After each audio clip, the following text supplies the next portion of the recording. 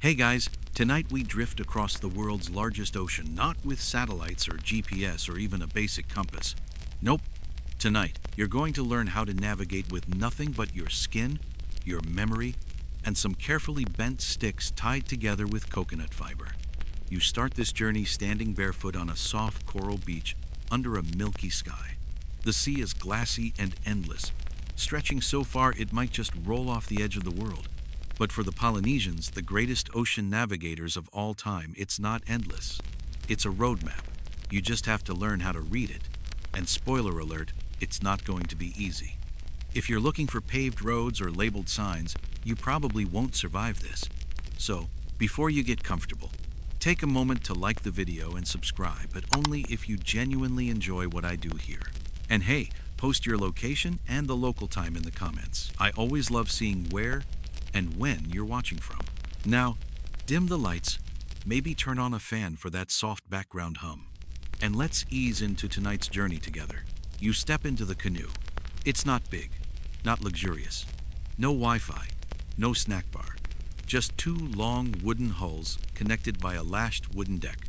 No motor, no metal, just rope, wood, and trust in the people who built it. The boat rocks a little under your weight, but it doesn't creak, doesn't groan.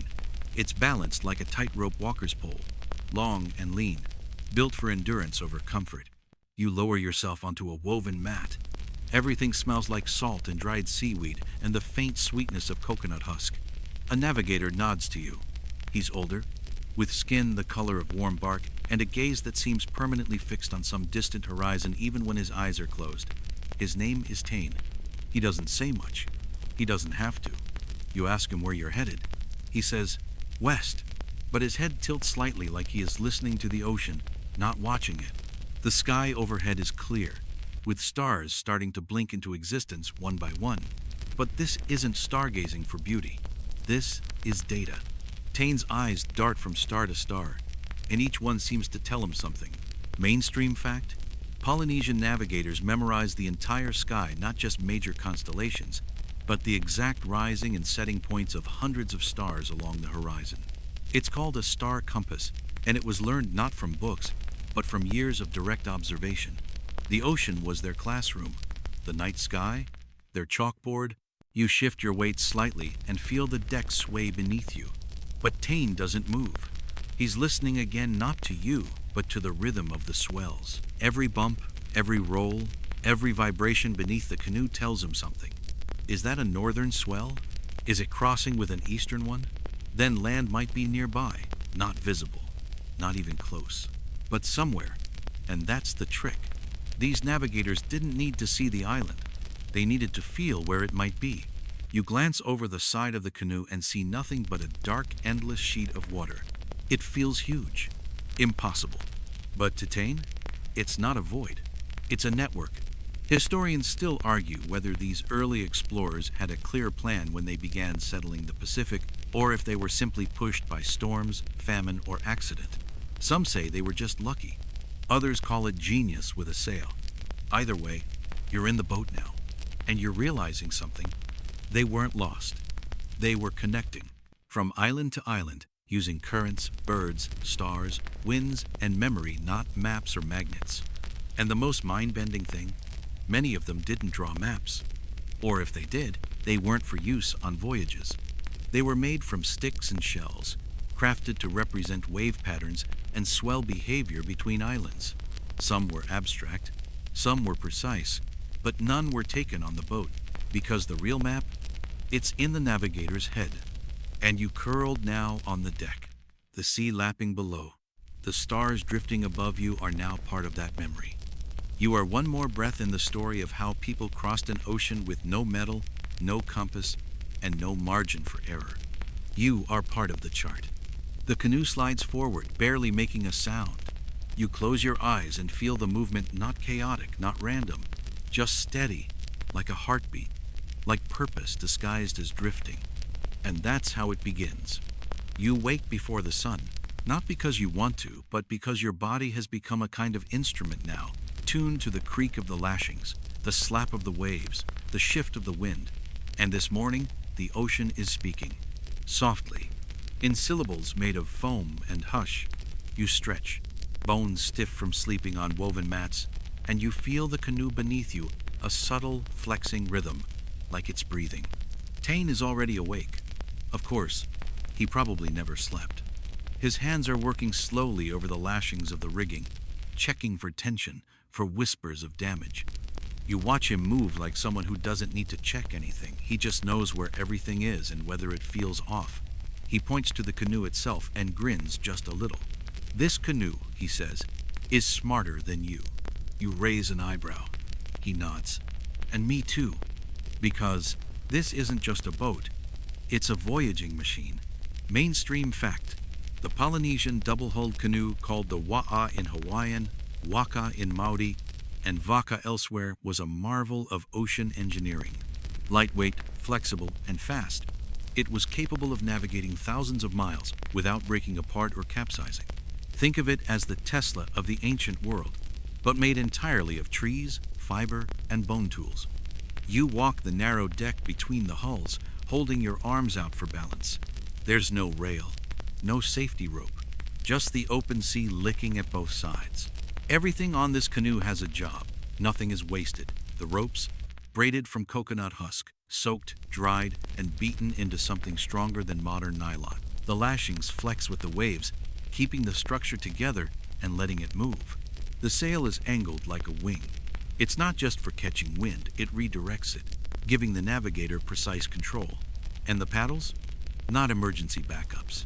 They're the voice of the canoe, used to make fine-tuned decisions when the wind's being stubborn or deceptive. You crouch near the food supplies. Taro wrapped in leaves, dried fish, calabashes of water. Everything measured, everything stowed in hollowed logs or lashed baskets. Quirky tidbit, some Polynesian canoes had special carved guardian figures lashed to the prow, not just decorative, but believed to protect the voyage by keeping bad spirits and bad decisions at bay. One old story says a guardian carving once cracked its eyes open mid-voyage, and the crew turned back immediately. Smart call. You settle back near the steering oar and try to imagine what this journey would feel like if you didn't know the end. If you weren't sure land was even out there. If you weren't just drifting for adventure but risking your entire family's future. Historians still argue whether the earliest Polynesian voyages were intentional explorations or one-way flights from something worse. Drought, exile, curiosity gone too far. Some say they went by accident. Others believe they followed signs, dreams, or celestial predictions. But standing here, on this floating platform with nothing but endless blue in every direction, you feel something deeper, certainty in motion. This canoe doesn't feel lost. It feels tuned. Tuned to wind, to weight, to silence. You reach over and touch one of the lashings. It's rough, fibrous, and absolutely essential. You realize this canoe isn't just floating. It's holding itself together under pressure, like someone who's mastered patience through repetition.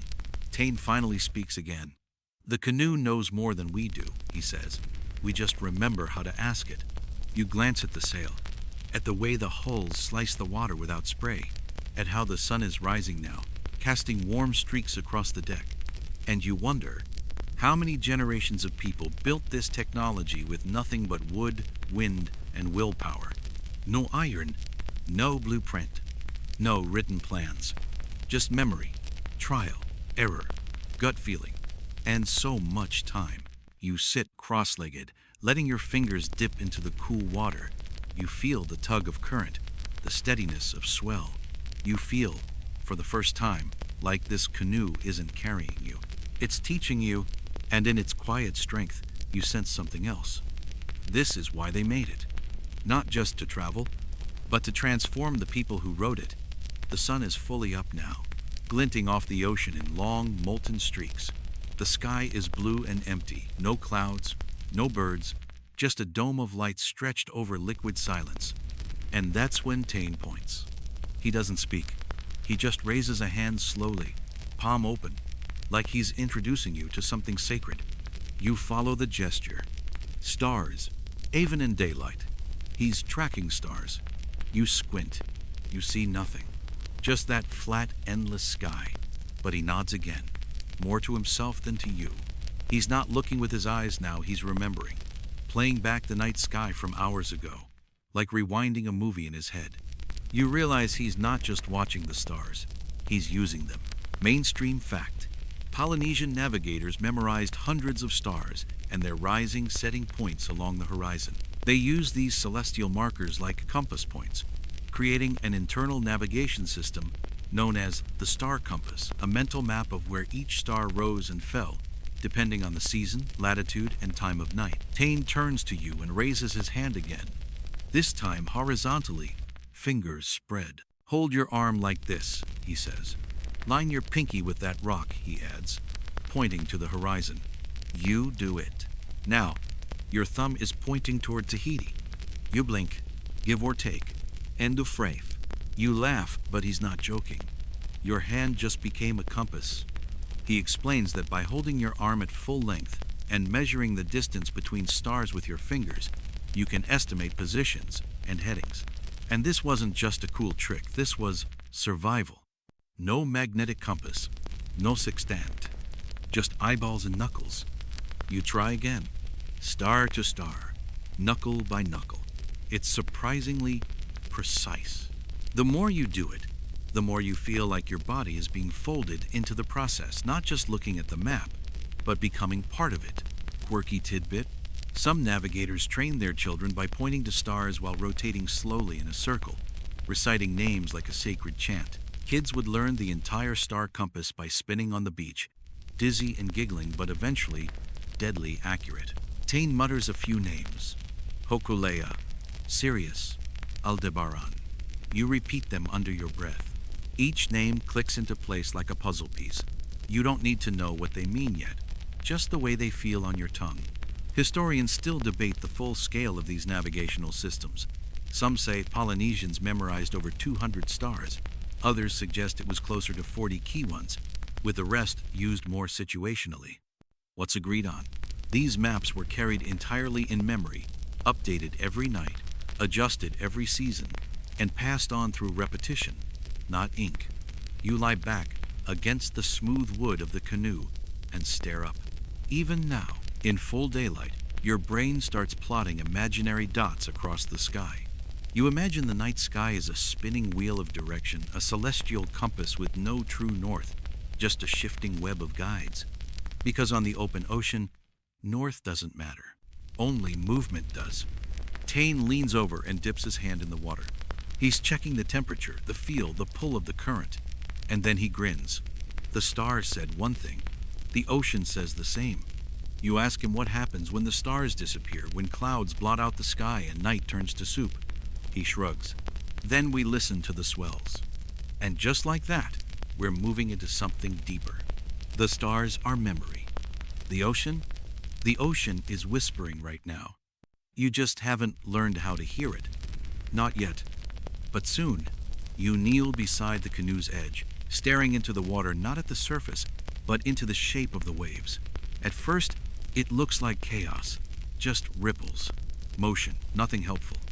But then you close your eyes, and you feel it. A pulse, a rhythm, not sound, not sight, just sensation. You lean slightly forward, and Tane places a steadying hand on your back. Don't try to see it, he says. Try to let it pass through you. So you do. The canoe rocks, but not randomly. There's a longer push from the east, then a shorter, sharper one from the south. They crisscross beneath you like two invisible conversations. Tane taps the side of the hull gently with his fingers, mimicking the ocean's heartbeat. This is how the land talks to us, he murmurs. Mainstream fact: Polynesian navigators read ocean swells, those long, rolling waves generated by distant winds.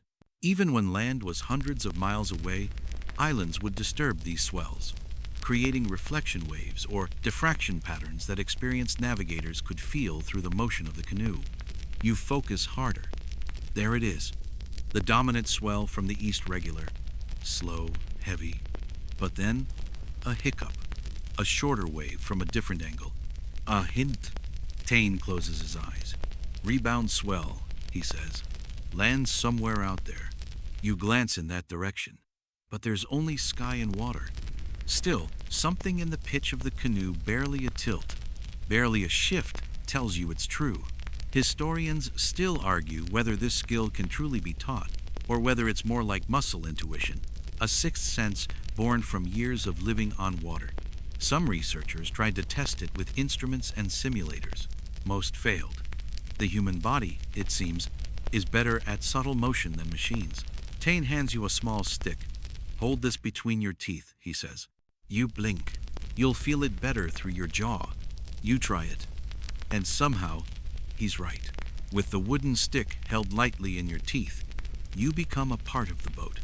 Every wave, every tremble, now vibrates through your skull like a message. You stop trying to interpret it. You just feel it. Quirky tidbit. Some navigators train by lying on their backs in a canoe with eyes closed, letting the pattern of swells rock them to sleep, then quizzing themselves upon waking about which direction the swells were coming from. Navigation through dreams, no big deal. You rest your chin on the edge of the hull, watching the sunlight dance across the water. Suddenly, it makes sense why land isn't just seen.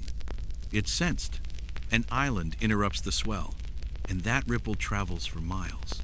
It's like a hand brushing the surface, leaving behind an invisible fingerprint for anyone patient enough to find it.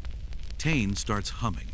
It's low, wordless, like a lullaby written by the sea itself. You hum too, not because you know the tune, but because for a moment it feels like the canoe, the waves, your breath, and the silence have all lined up. You ask him how long until you reach land. He shrugs. We'll know before we see it. And honestly, that doesn't sound crazy anymore. The canoe cuts forward like a fingertip through silk. No motor, no oars now, just the sail catching a whisper of wind and the waves doing the rest. You sit still, trying not to ruin the rhythm. The whole boat seems to hum softly beneath you, like it's following a path only it can see. Tane crouches beside you again. He gestures toward the water, not at it, but along it. Look at the way it curves. You stare, unsure what to look for. He explains, the waves that cross the ocean aren't all the same. Some are young, choppy, and energetic. Others are ancient, long, smooth, and rolling, like the ghosts of windstorms that died days ago, hundreds of miles away. Mainstream fact. Polynesian navigators could identify these swells, known as swell trains, and track their direction. Some swell lines were so long and consistent, they could guide canoes across vast distances, acting like invisible roadways beneath the hull. You watch now, more carefully.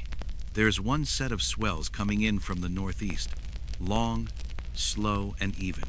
They're pushing under the canoe in a steady rhythm, like the bass line of a song. But then, across that beat, you notice a smaller rhythm, like someone tapping their fingers off beat. That's a cross swell, Tane murmurs. It's telling you something. You raise your eyebrows. He smiles faintly. It's whispering, land was here, or is nearby. Because here's the magic part. When a wave hits an island, even if it's low, flat, and far, it doesn't just crash and disappear. Some of that energy bounces back, creating a return wave. That reflected swell interacts with the primary one and forms a pattern, a rhythm only an experienced body can feel. Historians still argue whether navigators could truly detect such faint swell echoes, or whether they relied on more visual signs. But oral traditions say otherwise. The canoe crews didn't just memorize wave behavior, they trusted it. Tane asks you to lie down, flat on your back, eyes closed. Breathe with the swell, he says. And you do. Inhale just as the bow rises, exhale as it settles back. Inhale up again, and slowly, you start sinking. The longer you lie there, the more familiar the waves feel, like you're not just floating, but traveling through the memory of wind. Quirky tidbit. There's a belief among some Polynesian communities that the ocean itself is a kind of living memory, storing echoes of everything that's happened to it.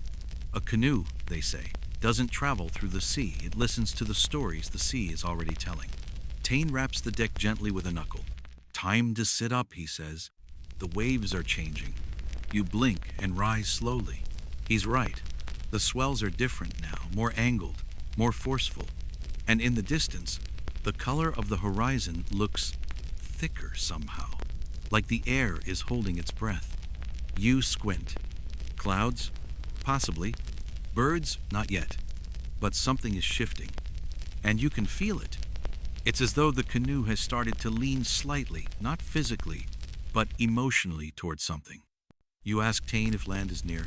He doesn't answer. He just smiles and points toward the sky.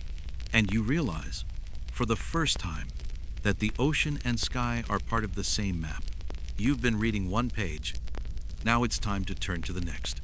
You lift your head, eyes tracing the horizon. But Tane's already ahead of you. He's looking up not at the sea, but at the clouds. They're not just decoration now, not lazy fluff drifting above paradise. No, these clouds are clues. Tane squints at a cluster in the distance. You see nothing special, just a huddle of soft white shapes. But to him, it's like someone has dropped a glowing post-it note on the ocean. He raises his chin, just slightly. That one's telling us something, he says. You ask, like what? He shrugs, but not casually. It's the kind of shrug that says you should already know. Mainstream fact. Polynesian navigators used clouds as indirect indicators of land.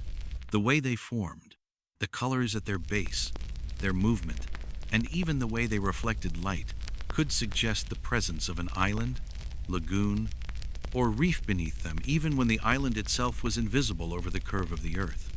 The cloud Tane is staring at is different, slightly more compact, sitting lower than the rest, and its underside has a faint green-blue hue. That's land cloud, he says simply. Sits on the island like a dog on a mat. The shape's steady, not drifting fast like the others, almost anchored. You squint again. You can't see land, not even a hint. But that cloud, it's resting, not floating. You ask how he knows. It's not just coincidence, just one weird puff of vapor behaving strangely. He raises a finger. Wait. A minute pass. Then another. Then suddenly, you notice something. The light under the cloud shimmers in a way the others don't, like it's bouncing off something below it. Historians still debate how precise this technique was. Some say it was one of many soft indicators, useful but not definitive. Others believe it was a honed observational art, passed through generations like star maps and swell songs. Either way, you're starting to see the patterns. Even the sky has moods. Tane explains more. Low clouds with flat bottoms often signal reef islands, where the sun reflects upward. Tall clouds with rising centers and dark undersides might mean high volcanic islands, still far away. Fast-moving clouds that abruptly slow down, that can be a wind shadow created by land interrupting airflow. It's like the sky is tripping over islands before you can see them. Quirky tidbit? Some navigators describe certain clouds as having a smell, not in the way you'd sniff them, but a feeling in the throat or chest when they were near land. Sticky air, they called it. Damp, warm, slightly thicker. You close your eyes and breathe in. Okay, maybe? But just as you're about to dismiss it, the air does shift. It's more humid now, less open, like you've stepped into someone else's breath. And just below the cloud, a faint blur. You blink. No, wait. Yes. There, a distant smudge where the blue of the ocean breaks slightly. It's not clear, not obvious, but it's landish. You look at Tane. He's already tying off the sail. No celebration, no smile, just another quiet nod. Like the cloud already told him an hour ago. Quieter still, he says. Sometimes the sky sees the land before we do. You ask, and if we're wrong? He shrugs again. Then we listen to the birds. And with that, it looks back up. Because the next map has wings. The wind picks up not sharp, but consistent. The kind of breeze that carries more than just weather. It carries news. And today, the news is feathered. You sit upright as Tane stores skyward. A pair of birds cuts across the horizon, small, fast, determined. They're going home, he murmurs. You track their flight. They skim low across the waves, wings barely a hand's width from the water. Not panicked, not hunting, just commuting. Mainstream fact. Polynesian navigators observed seabird behavior, particularly their flight paths at dawn and dusk, to help locate islands. Birds like noddies and terns typically forage far at sea during the day but return to land each night. Watch where they're flying in the evening? That's probably landward. These birds are flying with purpose. You can feel it. No spirals, no flutters, just a smooth line straight over the horizon. You ask, how do you know they're not just wandering? Tane grins. Because I've followed them home. He's not kidding. You learn that each species has a maximum flying distance from land. Noddy terns? Usually within about 40 kilometers. Frigate birds can fly farther, but rarely land on the water, so they need dry spots to perch. When birds are returning low and heavy, with bulging crops, they've eaten. They're headed to land. When they're flying high and fast in the morning, they're hungry. They're headed away from it. Tane points again. This time, it's a single white bird circling slowly overhead. She's scouting, he says, checking we're not trouble. You laugh. Bird security? Better than human, he replies. Historians still argue how much reliance was placed on birds versus other techniques. Some early Western explorers claimed islanders were superstitious about birds. But modern researchers know better. Birdwatching was a strategic observational science, wrapped in storytelling and instinct. You squint upward again. There's a second flock now, different direction. This one's messier, a bit erratic. Those? Tane says, heading for the reef. And, quirky tidbit, some Polynesian communities use birds as symbolic guides, believing that ancestors could take bird form to lead canoes to safety. These weren't just feathers and beaks. They were signals in disguise. One story tells of a canoe lost for days, chasing phantom islands. The navigator dreamt of a white bird landing on his chest. The next morning, they saw one overhead. They followed, and there, like it had been waiting, was land. You watch the birds with a new kind of reverence now. They're not just flying. They're drawing lines in the air, routes, hints, arrows. And then, one bird dives sharp and sudden, then veers upward again. It hovers briefly, then glides inland. You follow the angle. There, a soft smear in the distance, faint, but wider now. Less like a smudge, more like something rising. Land. Real, solid, green land. Not a cloud illusion. Not wishful thinking. You hear Tane murmur a low phrase under his breath. You ask what it means. It means the island has remembered us. You smile. You think that's poetic? He shrugs. Or maybe we remembered it first. The canoe keeps moving. And the birds? They're already gone. The air thickens as you sail closer. Not in a heavy way. More like it's being stirred. There's a new scent now. A taste at the back of your throat. It's not just salt anymore. It's different. Earthier. Tangled. You lean forward and take a deep breath. Smell that? Tane asks without looking at you. You nod. What is that? He lifts his chin. Shells. Trees. Maybe some birds. The island.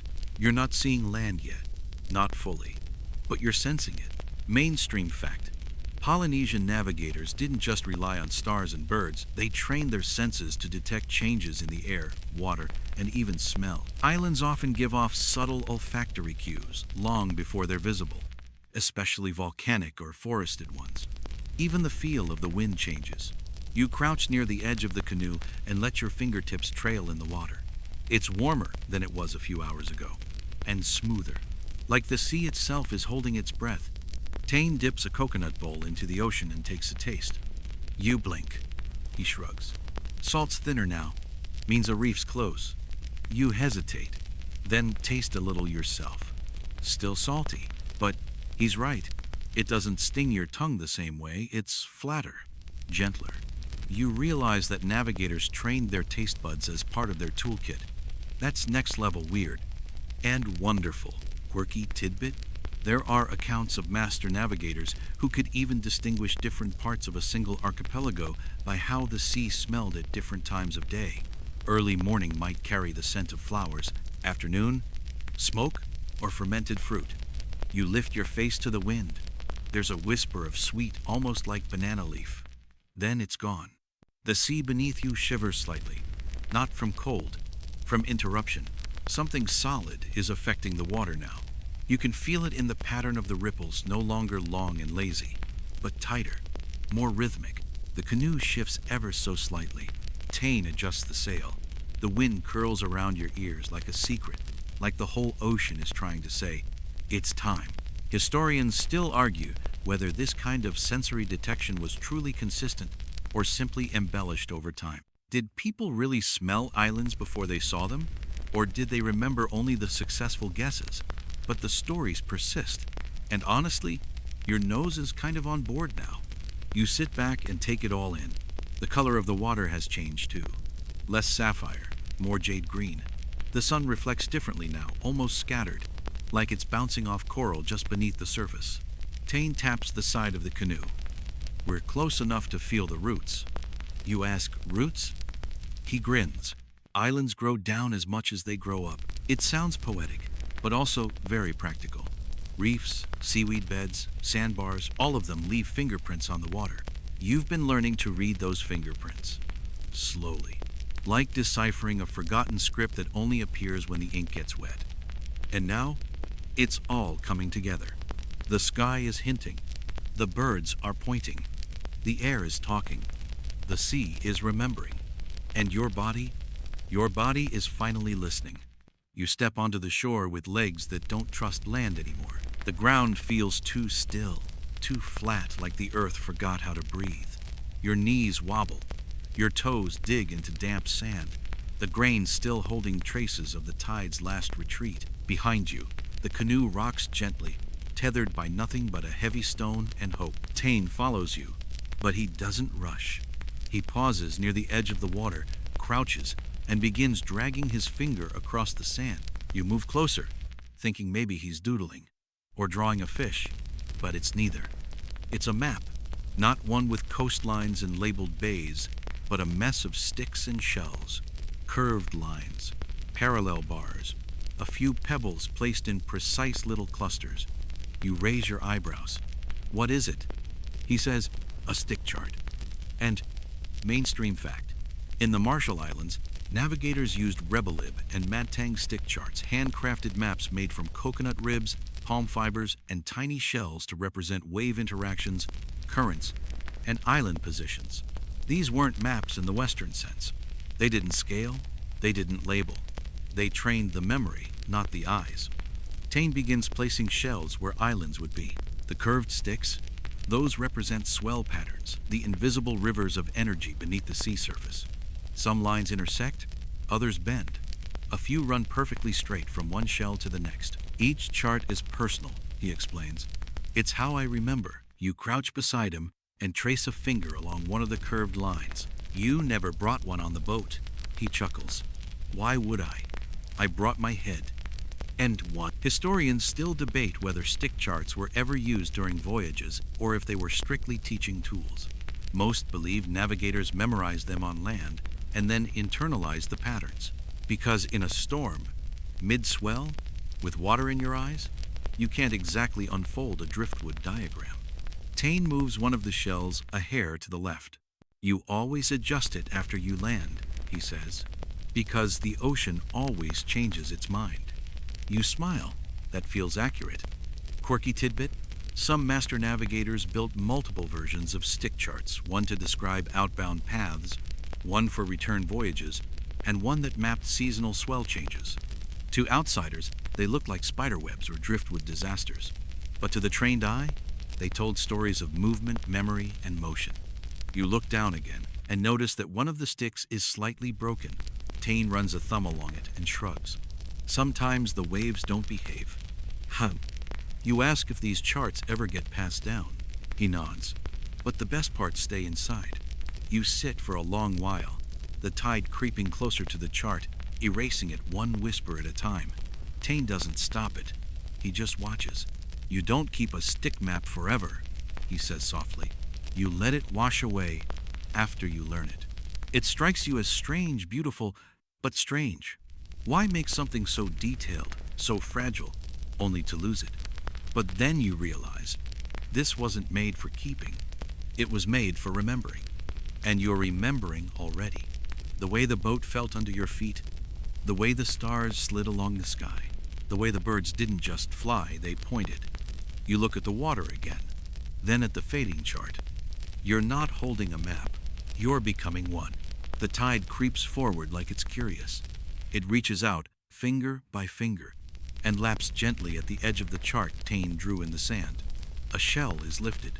One curved stick wobbles and floats away. The rest will follow soon enough. You sit back and exhale. The map is vanishing, but somehow that doesn't feel like a loss. You're watching a memory return to the ocean. Tane doesn't seem bothered. He just brushes the wet sand from his palms and stands. His knees creak faintly. What looks like chaos, he says, usually isn't. He looks at you, waiting to see if the words land. And now, they do. Because the stick chart bent twigs, loose shells, odd angles looked like a mess to you at first. But now you understand. It's not a top-down view. It's not a map like a printed road atlas. It's more like a diagram of movement, a dance of waves. It doesn't tell you where you are. It tells you what it feels like to move between things. Mainstream fact. To the Marshallese navigators who crafted and read them, stick charts weren't for fixed locations. They were fluid systems, mapping the relationships between swells, islands, and currents. The curves weren't coastlines. They were the bending paths of wave energy, refracting off underwater reefs and land masses. A straight line in a stick chart doesn't mean a straight path. It means a consistent rhythm. You close your eyes, trying to remember the feel of the canoe under your feet, the way it rose and fell, the long, rolling heartbeat of the swell, the sudden shift when something was off when an island hinted at its nearness. You realize now, the map wasn't meant to show you everything, just enough. Tane picks up one of the shells and places it in your palm. Keep this one, he says. It's smooth and warm from the sun, small enough to lose in a pocket, but it carries meaning now. It was an island once, on a map that lasted just long enough to teach you what mattered. Quirky tidbit: some stick charts had no islands marked at all, just the swell patterns themselves. Called matang, these were used for training new navigators to recognize the way waves refracted and bent around hypothetical obstacles. In a way, they were wave labs, more abstract than navigational. You imagine someone lying in a canoe at night, eyes closed, tracing those wave signatures with their back, their jaw, their ribs, memorizing pressure patterns instead of pictures. You ask Tane how long it takes to learn this. He squints at you. All your life. You laugh. That long? He shakes his head. And then, a little longer. He turns back toward the canoe, now resting at the edge of the beach like a sleeping animal. You follow him, stepping carefully across soft coral sand, still cradling the shell. You'll forget most of this, he says. You protest. No, I won't. It gives you a look. Okay, maybe you will forget some. But not all. Historians still argue how much of this knowledge has been lost over the centuries, especially after colonial suppression, missionization, and modernization in the Pacific. Many stick chart makers never passed on their techniques. Many canoes were burned or left to rot. But the revival is happening. In places like the Marshall Islands, Hawaii, and Micronesia, traditional navigation is returning through schools, voyages, and whispered memory. You turn back toward the now erased stick chart, and something strange happens. You can still see it, not the pieces, but the shape, the curve of that one line, the rhythm of the shells, the direction of the swell. And suddenly, you're not looking at a map anymore. You're walking through it. The wind picks up, and the canoe waits. The canoe feels different this time, not because it's changed, but because you have. You step back on board with a steadier foot, less like a passenger and more like a partner. The wood under your soles creaks in a familiar rhythm, like a voice saying, "You're back. Good." Tane says nothing as you climb aboard. He doesn't need to. You sit near the bow, shell still tucked in your palm, the breeze threading through your hair, and the ocean opening before you, not as a mystery now, but a conversation. Today, you're learning how to listen even more closely. Tane shifts the sail, and the canoe turns gently, not toward any visible landmark, but toward a feeling. You squint into the haze. There's no clear direction, no mountain, no smoke, no welcoming shore. just light and motion. And yet, he knows where to go. Mainstream fact: Polynesian navigation relied not just on individual indicators like stars, swells, and birds, but on the layering of them. Master navigators called this ATAC in some traditions, a mental system of reference points involving stars, wave motion, and even imagined islands passing beneath the canoe. It's not about the boat moving toward land. It's about the world moving beneath the boat. Taine explains this slowly. Imagine an island far ahead, invisible, beyond the curve of the earth. Now, imagine you fix that island in your mind and track how it would pass underneath you if you were still and the ocean was sliding beneath you. You blink. It's like turning the map inside out. Quirky tidbit: some navigators would lie flat and visualize phantom islands moving beneath them, watching how swells interacted with their imaginary presence to predict where real islands might be hiding. The boat didn't move. The ocean did.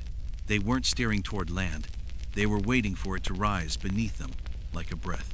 Taine places a few stones in a row along the deck, 3 small polished lava rocks. "That's us," he says, pointing to the middle one. "The others?" you ask. "ETAC markers," he says. "One stone is where you began. One is where you're headed. And the one in the middle? It's your reference, your anchor, your constant. As that stone moves backward, you know the island ahead is getting closer." Historians still argue over the full meaning of ATAC, since it was preserved mostly through oral tradition, and different communities used different terminology. Some say it refers to reference stars, others to reference islands, and still others to both at once. But the idea remains.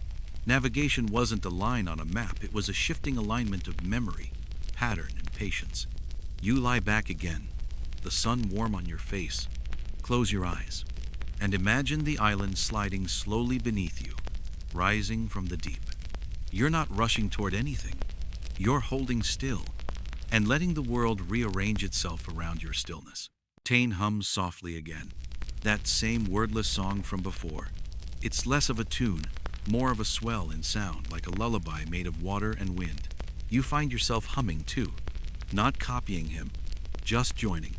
For the first time, the canoe doesn't feel like transportation. It feels like a translation of the stars, of the waves, of your own heartbeat.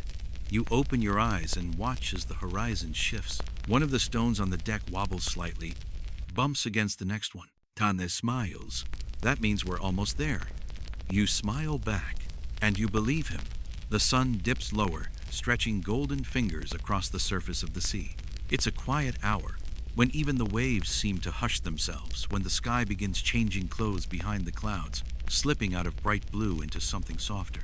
You sit in the middle of the canoe, watching the light bend. Taine is at the stern, legs crossed, carving slowly into a piece of driftwood. He's not in a hurry. His knife moves like it already knows the shape waiting inside the wood. You watch in silence. Eventually, you ask, "What is it?" He doesn't look up. "It's not for me." You tilt your head. "Then who?" He shrugs. "Someone further down the line." Mainstream fact: Polynesian navigational knowledge wasn't written down. It was memorized, performed, and passed through generations by demonstration and oral instruction. The art of wayfinding was considered sacred in many cultures, and titles like Pu Navigator were only given to those who completed rigorous, often secretive training under a master. Taine's carving is a teaching tool, but not the kind you'd find in a school.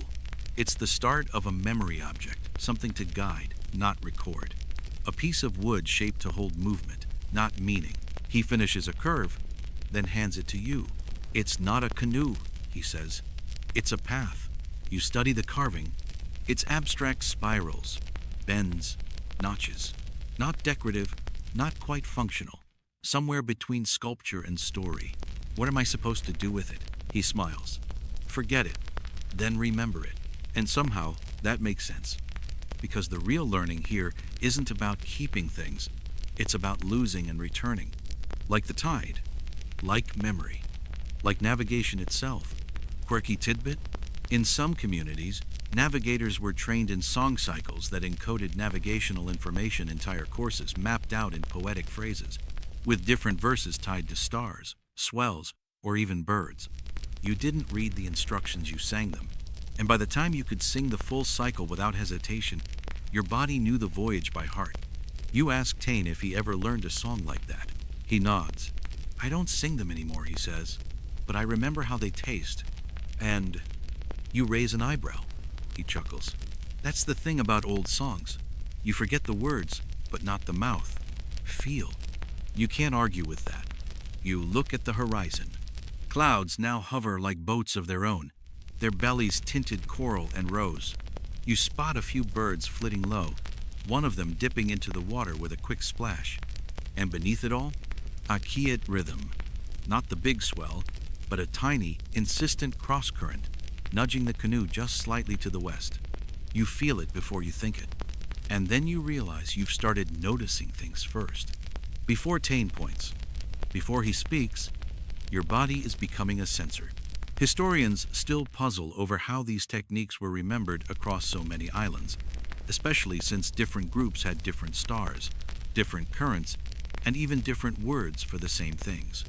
But what united them was the process-embodied memory, passed hand to hand, voice to voice, wind to skin. Tane stows the carving in a small basket near the prow. You won't forget its shape, not because it's beautiful, but because it now lives somewhere in you.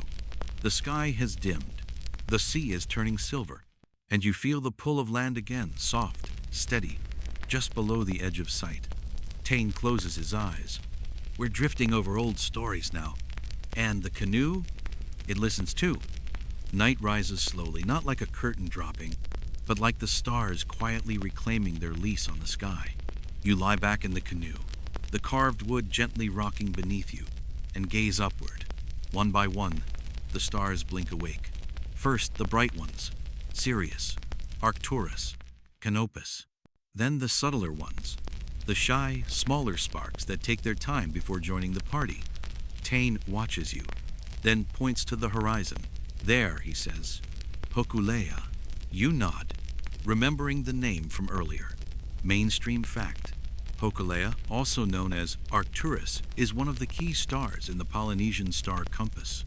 In Hawaiian tradition, it marked the zenith star for the islands, meaning it passed directly overhead.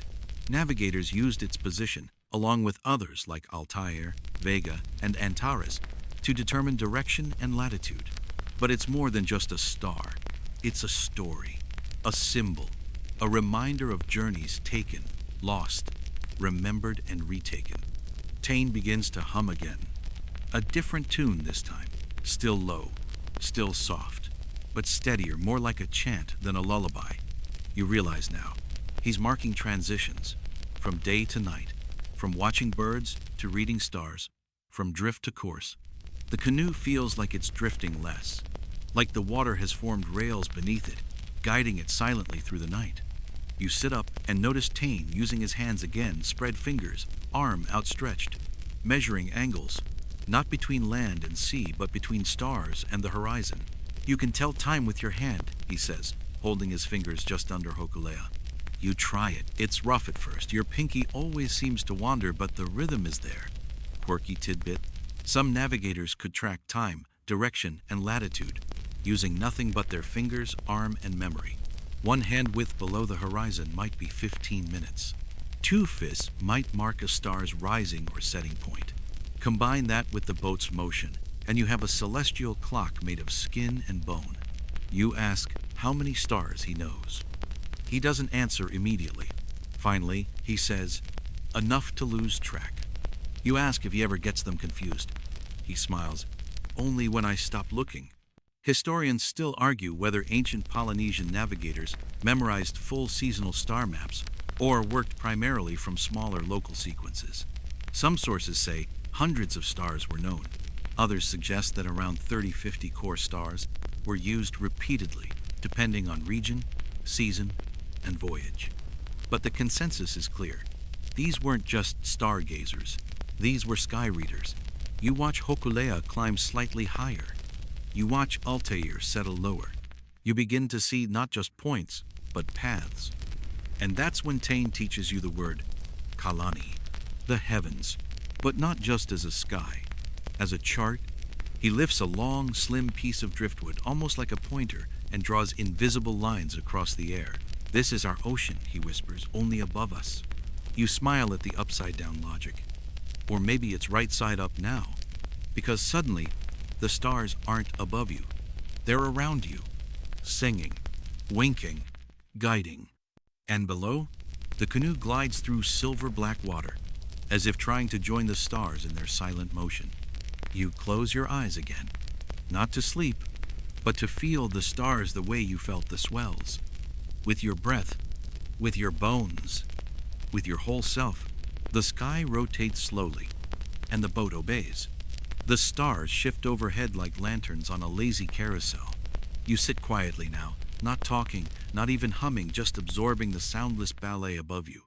The canoe moves steadily, pulled along by wind and water, but it no longer feels like sailing. It feels like sliding between star trails, as if you're tracing ancient fingerprints across the sky. Tane shifts his weight and begins to gesture with his arm again, slowly pivoting from shoulder to wrist like a compass needle. "That's your axis," he murmurs. Your whole body becomes the tool. And, mainstream fact, Polynesian wayfinders used a mental star compass, which divided the horizon into 32 or more reference points. Stars rose and set along these points, giving navigators direction like a floating protractor that wrapped 360 degrees around the canoe. Unlike modern compasses, it didn't rely on magnetism, but on celestial positioning. You try it. You hold your hand up and draw an invisible circle around yourself. North, somewhere just behind your right shoulder. East, over your left knee. You suddenly realize you started thinking in circles, not lines. Tane nods, like he's watching your thoughts catch up. "You can't go in a straight line across a curved world," he says. And once again, your brain folds neatly in on itself. The stars aren't fixed, they move across the night, rising in the east and setting in the west. But the angle at which they rise and fall depends on where you are in the world. If you're further north, they rise at one point. Further south, a different one. So by watching how they move, you're not just telling direction, you're telling location. Quirky tidbit: some master navigators memorize the entire rising and setting pattern of stars across different latitudes, like having a celestial address book, where the stars change their entrance and exit cues depending on where the canoe is. Tane points now to a group of stars rising low in the east. "That's the Southern Cross," he says. "Good for telling latitude, but she disappears if you go too far north." You ask, "So what do you do then?" He shrugs. "You talk to someone else." You realize how relational it all is. Stars don't just exist, they visit. They pass by. They leave and return. And each one tells you something different, depending on when and where you meet it. Tane leans back and looks up. They're not lights. They're teachers. And you trace the sky again with your hand, mimicking the arc of a star you can't name yet. You start building your own version of the star compass in your mind, naming sections after what you feel instead of what you know. That one, where the air feels cool and the swell rolls easy, that's steady wind. That place over your right shoulder, where a bird passed overhead earlier, that's return flight. M. Historians still puzzle over how consistent the star compass system was between different islands and cultures. Some navigators used 8 points, some 32, some more. But across Polynesia, Micronesia, and beyond, the concept remains. Your world is a sphere of reference, with your boat at the center. You think of the shell Tane gave you, the carving, the chart in the sand, the way the birds flew, the taste of the water, and now, the stars. All of it directions that don't need labels. You don't need GPS out here. You need attention. You need patience. You need trust in rhythms older than you are. And as the canoe glides forward under a sky that doesn't guide you so much as invite you, you start to wonder if you've already been initiated. Not as a master, no, but as someone who now knows how to notice. And that might be the first step. The moon peeks over the edge of the sea like it's late to a gathering. It's round tonight, huge, golden, low on the horizon. You stare at it, surprised by its size, how it seems to bulge from the water like a rising loaf of bread. It casts a shimmering path across the waves. a glowing trail that seems to lead exactly where your canoe is headed. Tane chuckles when he sees your face. She's being helpful tonight. You ask if the moon matters for navigation. Oh yes, he says, not in the same way as stars, but she tells you plenty, if you know how to ask. Mainstream fact. While the moon wasn't used as a primary directional tool since it rises and sets at different points each night, Polynesian navigators still watched it closely. Its phases affected tides, which in turn shaped currents and reef exposure. And when it was bright, it lit the sea, revealing subtle cues invisible on darker nights. Tonight, she's doing just that. The sea ahead glows silver blue, the wind carving little ridges of moonlight across the surface. You can see wave patterns more clearly now, where they cross, where they pull, where they bend slightly. You see that? Tane points to a ripple pattern near the horizon. That's a shallow reef catching the moonlight. You squint. It looks like a smudge, or a mistake in the texture of the water. But now you see the shimmer breaking differently there. Uneven, like someone brushed a hand the wrong way across satin. You glance at Tane. He's already adjusting the sail to veer slightly away. Historians still debate how often the moon was used deliberately in Polynesian navigation versus, coincidentally, was it just helpful or part of the system? But oral traditions across the Pacific emphasize its importance, especially for timing voyages. Quirky tidbit? Some voyaging cultures avoided setting out on full moons entirely, not because of superstition, but because a bright moon could mean less visible stars and confusing light patterns on the waves. Others preferred moonlit nights exactly for the reason you're seeing now. The sea reveals its secrets when the sky glows just right. Tane crouches beside you and draws a rough circle in the salt on the deck. He divides it like a pie, 8 sections, then 16. These are moon positions, he says. You track where she rises. Then tomorrow night, she'll be over there. He points about 30 degrees to the right. You follow her movement. She's shy, but consistent. You smile. The stars sing. The moon hides. Tane nods. And the sun brags. It's strange how much personality these celestial bodies have gained in your mind. But that's the way you learn them, by turning them into characters. The sun, the bold one. The moon, the quiet messenger. The stars, a crowd of whispering elders. The sea, their translator. And here you are, a visitor trying to make sense of their language. The moon keeps climbing. The silver path on the sea begins to curve as the canoe shifts course. Tane places a hand on the edge of the hull. She's telling us we're getting close again. You don't see land yet, but the moon has changed the texture of the world. You see more than you did an hour ago. More ripples, more reflections, more messages being passed in moonlight. Morse code. You whisper, "So we're reading the moon now?" Tane shrugs. She doesn't always answer, but she never lies. You sit with that for a while. It's not always about clarity. Sometimes it's about constancy. The moon never skips a night. She always shows up, even if it's just a sliver, even if she hides behind clouds, even if she only offers enough light to see a single ripple. It's enough. It has to be. And tonight, she's showing the way home.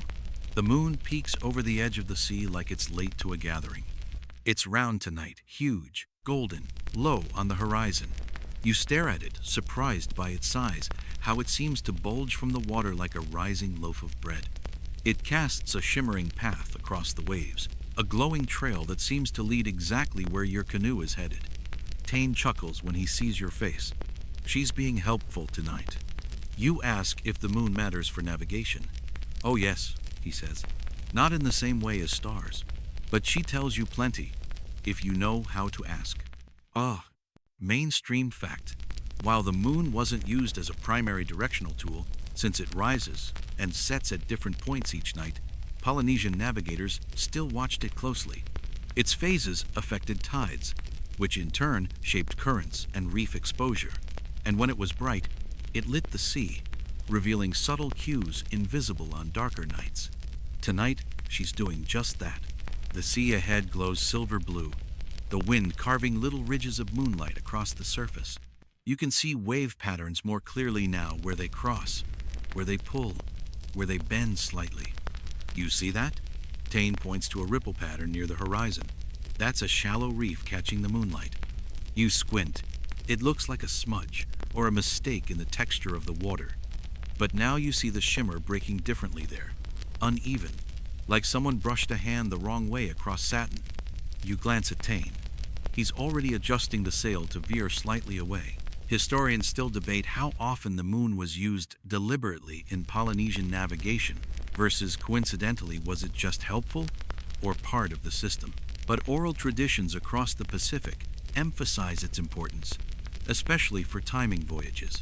Quirky tidbit: some voyaging cultures avoided setting out on full moons entirely, not because of superstition, but because a bright moon could mean less visible stars and confusing light patterns on the waves.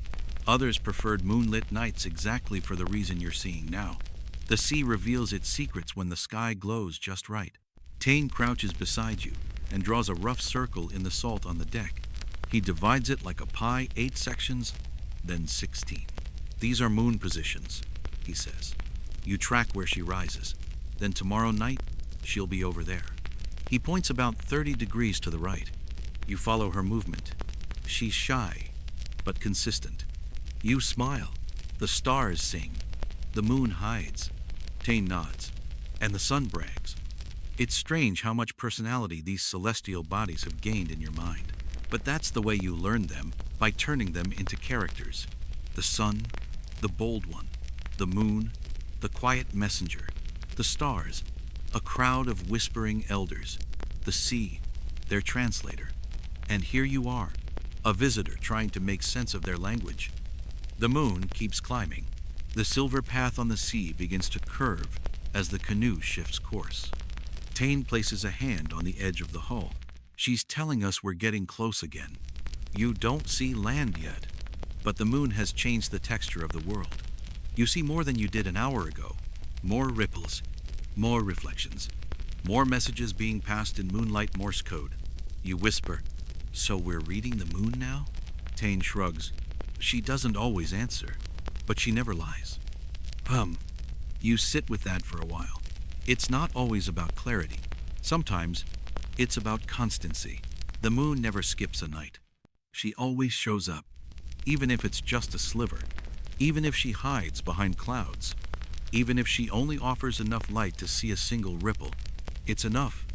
It has to be. And tonight, she's showing the way home. The silence deepens as the moon rises higher, bleaching the sea in soft light. Your eyes adjust. The night is no longer dark, it's just silver. Tane shifts again. This time, he's not watching the sky or the sea. He's listening. You do too. At first, there's nothing but wind and water. The creak of the outrigger. The soft slap of waves against the hull. Then, faintly, you hear it. A deep, hollow thud. Then another, almost like a drum, muffled and distant, beating once every few seconds. You raise your eyebrows. What is that? Tane's eyes narrow. That's the reef. It's mainstream fact. When you're close enough, waves crashing on a distant reef or island can carry sound for miles over the ocean, especially at night, when the air is still and the water cools. Polynesian navigators listened for this deep, resonant pulse to detect land before it was visible. You close your eyes. The beat is faint but real, like a heartbeat but beneath the sea. A low boom, then quiet, then boom. The reef is warning you and welcoming you in the same breath. Tane smiles. It's like the island is exhaling. You lean over the side of the canoe, half expecting to see something rise from the water. But there's nothing, just that strange, slow pulse that makes the air itself seem to thrum. Historians still argue whether this method, listening for land, was a widely used technique or a fringe skill among a few expert navigators. Some claim it's exaggerated in the oral traditions. Others have recorded it happening sound, carrying dozens of kilometers across calm water. Quirky tidbit? In the Marshall Islands, some elders describe how, if you place your ear against the canoe hull or press your head to the water, you can hear the island's bones singing. It's poetic, but when you try it, you hear something. You really do. A low-frequency vibration. Not sharp, more like the suggestion of sound. It doesn't speak exactly, it presses. You sit up again. So, the island calls you? Tane grins. Only if it likes you. And again, you don't know if he's serious. You begin to wonder just how many ways an island can be noticed before you actually see it. The waves breaking on the reef, the shift in the swell, the change in the taste of the air, the flight of birds, the curve of clouds, the moonlit shimmer, and now, the sound, the unseen rumor of presence. Tane begins to adjust the sail again, just slightly. You don't even feel the shift at first. But then, the canoe angles itself more southeast toward where the thudding grows steadier. You're no longer traveling by sight. You're traveling by vibration. You smile to yourself. GPS has nothing on this. You think the island knows we're coming? You ask. Tane doesn't look at you. She's listening, too. You think of the shell in your pocket, the carving in the basket, the chart that melted into the sand, and you wonder how many voices the sea remembers. You glance at the sky. The stars are still out, but fainter now. The moon owns the night. The clouds hang low and full, barely moving. The whole world feels like it's waiting. And then you hear it again. Boom. Only louder now. Closer. Less like a drum and more like breath. The island is no longer whispering. It's humming. And the canoe answers. The sound grows steadier. Boom. Boom. Like a giant beneath the sea, breathing in rhythm with the moonlight. You glance at the horizon, expecting to see anything rise from the silver-black waves, but there's still nothing there, just the endless shimmer. Tane doesn't seem surprised. Sometimes land hides until the last minute, he says, like it wants to see if you're paying attention. You shift forward slightly, peering into the dark, and then you feel it not in your ears, not in your eyes, but in your chest. The swell changes, just a little, but you notice. Mainstream fact. As you approach a landmass, especially one with reefs or shallow contours, the behavior of ocean swells subtly changes.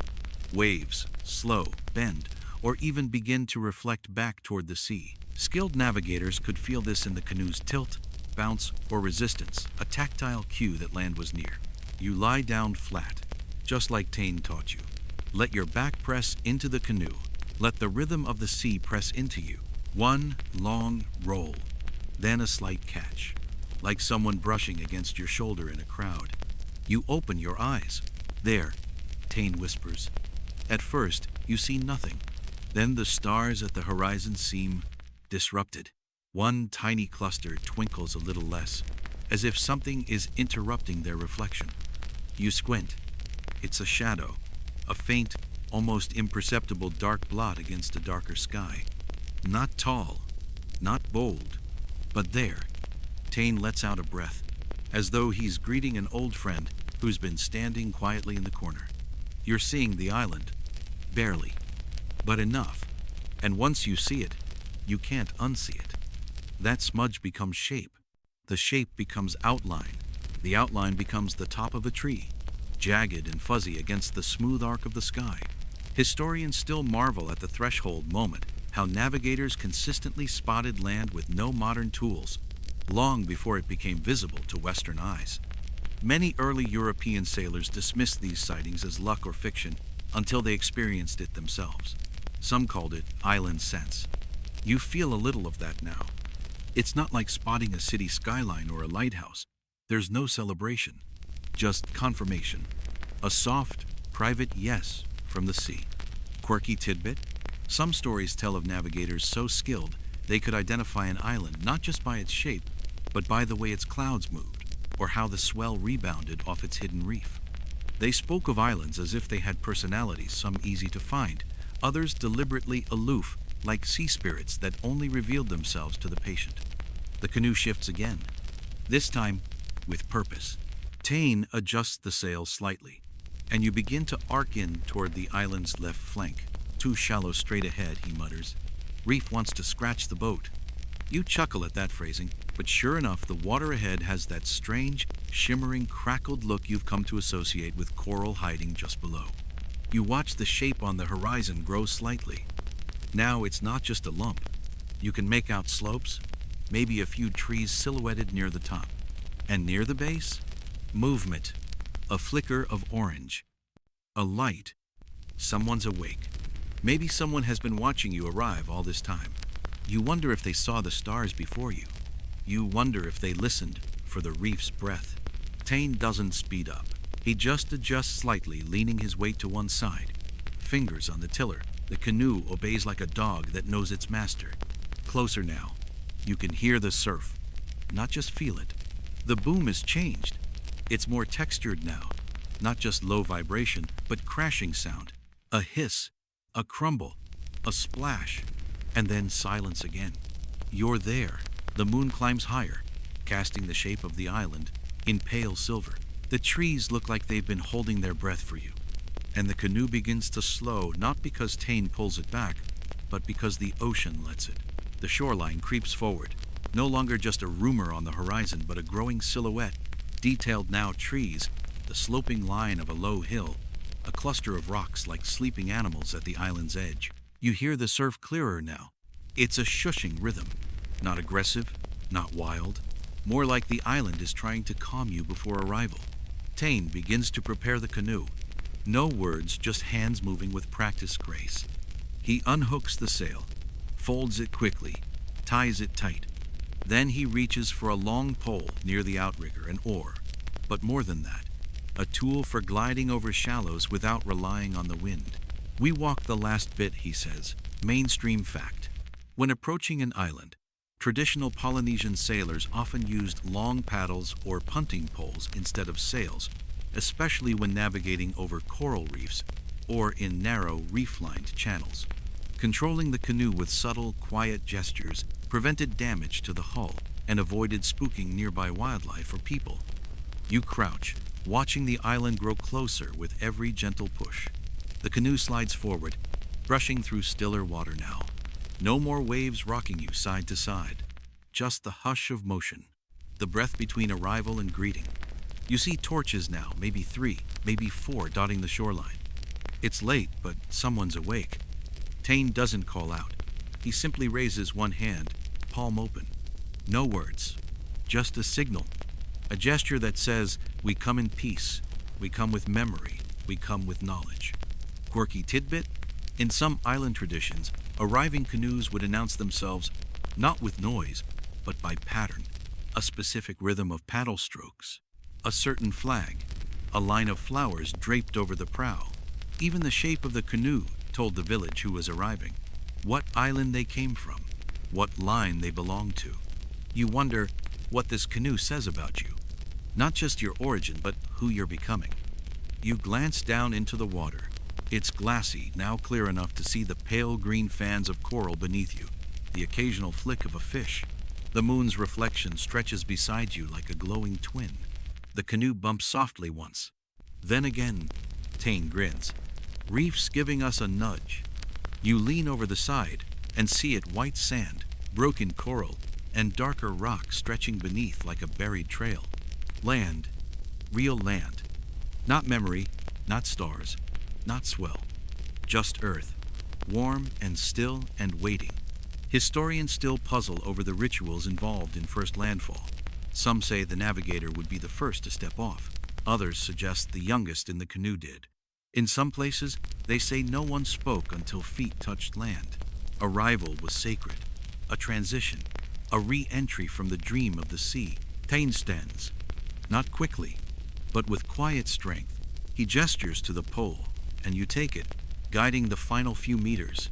It's harder than he makes it look. The water resists, the pole catches, the canoe turns when you want it to glide. But finally, the hull brushes up against sand. The sound is soft like a sigh. Tane doesn't move yet. He waits, and in the silence, you realize something else. You're not rushing. You don't want to. The journey mattered too much. And arriving? It feels private. Not like the end of a trip, but the start of understanding. Tane finally nods. You step into the shallow water. Warm, silky, welcoming. Your feet sink slightly into the sand as you step forward. Land greets you with silence. And something more. A promise. Your feet press into the warm, wet sand with a quiet squelch. The island feels different than you expected, not loud with celebration or crowded with welcome, but soft, patient. It's like a room that's been waiting for you to notice it, not the other way around. Tane steps out behind you. His ankles disappear in the low tide, the water wrapping around him like an old friend. No fanfare, just the whisper of the ocean pulling back. You scan the beach. A few torches burn along a footpath, their flames steady despite the breeze.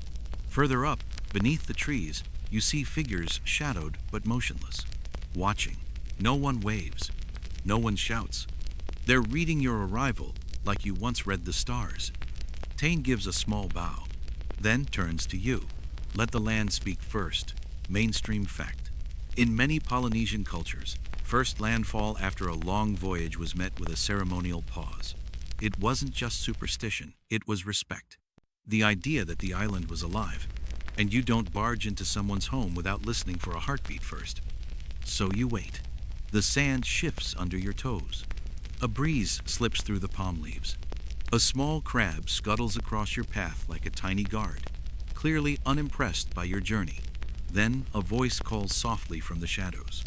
Tane, one word, no question mark, just a name, placed carefully into the air like a stone on a shrine. He responds in kind, home, and a single word, thick with memory. And just like that, the figures begin to move. One walks forward, an older woman with silver in her hair and a long draped cloth the color of driftwood. She doesn't hug Tane, doesn't bow, just places a hand on his shoulder for a moment. Long enough to say, I see you. I know where you've been. She turns to you, smiles. You watched well, she says. You blink. Tane chuckles. Told you they'd notice. Quirky tidbit? In some island communities, there were individuals trained to read the returning crew, to look at their skin, their posture, even the rhythm of their breathing, and know how the voyage went. This wasn't magical. It was embodied knowledge, the kind passed on through lifetimes of quiet watching. You ask if she's a navigator too. She shakes her head. Number, but I remember what they look like. The torches flicker behind her, and you can see others now, adults, elders, a few children, all emerging from the tree line, with the unhurried confidence of people who know the sea will always bring someone home eventually. Tane begins unloading the canoe. No ceremony, no big gestures, just untying a woven basket here, lifting a folded sail there. You help, and no one stops you.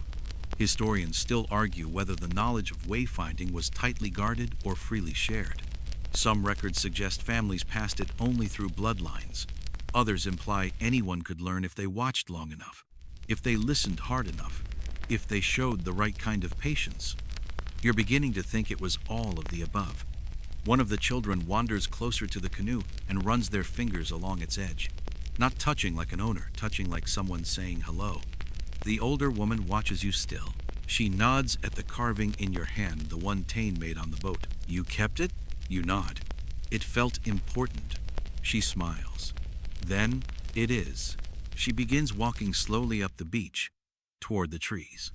Come, she says. The island will show you something. You glance back at Tane. He gives a small nod. So you follow. The sand gives way to dry soil beneath your feet. It smells rich, leafy, slightly smoky, like wood that's been sleeping in the sun all day. As you walk, the wind quiets. The moon filters through tall branches. Shadows stretch. The earth seems to rise gently beneath you, lifting you into the island's memory. And suddenly, you wonder, is this how islands greet travelers? Not with fireworks, but with recognition. You follow the woman up a gentle slope, the path curving like a thought you've almost had before. Leaves brush your shoulders, soft and damp with nighttime dew. The air smells different here, not salty like the sea, but earthy, deep, like rain-soaked bark and cracked coconut husks. And something else beneath it all, something older. She walks ahead of you in silence, her pace unhurried, her bare feet padding over roots and dirt. No torch in her hand, no light but the moon and the stars peeking through the canopy. Still, she never stumbles. You trust her path. You have to. Eventually, the trees thin out and open into a clearing. You pause at the edge. In the center stands a stone platform, low, weathered, draped in moss and old flower petals. Around it, half buried in the soil, are small upright stones like teeth or sentries, depending on how you squint. She turns to you, gestures toward the center. This is where they listened. You step forward, each footfall soft. The ground here is cool. The wind doesn't reach you. It feels like standing in someone's breath. Mainstream fact: many Polynesian islands had sacred spaces known as marae or heiau, which were used for ceremonies, offerings, or the teaching of navigation and genealogy. Some were elaborate stone platforms, others little more than cleared earth. But all were considered alive places where ancestors and gods were closer than usual. She kneels beside the central stone, brushing aside a few dead leaves. Then she places her hand flat on it. Here, she says softly, they would name the islands, not ones they'd seen, ones they felt. You crouch beside her, mirroring her gesture. The stone is cool, faintly damp, rough beneath your palm. You listen. To what, you're not sure, but something hums under your skin. Before the canoe, she says, before the stick, before the chant, there was this, just knowing. Quirky tidbit: some navigators claim to have dreamed islands before they ever set sail. They spoke of ancestors whispering directions in sleep, of stars visiting them in visions. Modern scholars debate whether this was poetic storytelling or deeply internalized subconscious spatial logic, but either way, the maps began inside, not outside. You ask her, "Do you still name islands here?" She doesn't answer directly. Instead, she looks at you and asks, "What would you name this one?" You blink. "It already has a name." She shrugs. "Names change. Try." You look around. The stones, the moonlight, the quiet that isn't empty, just waiting. You speak without thinking. "Return," she smiles. "Good name."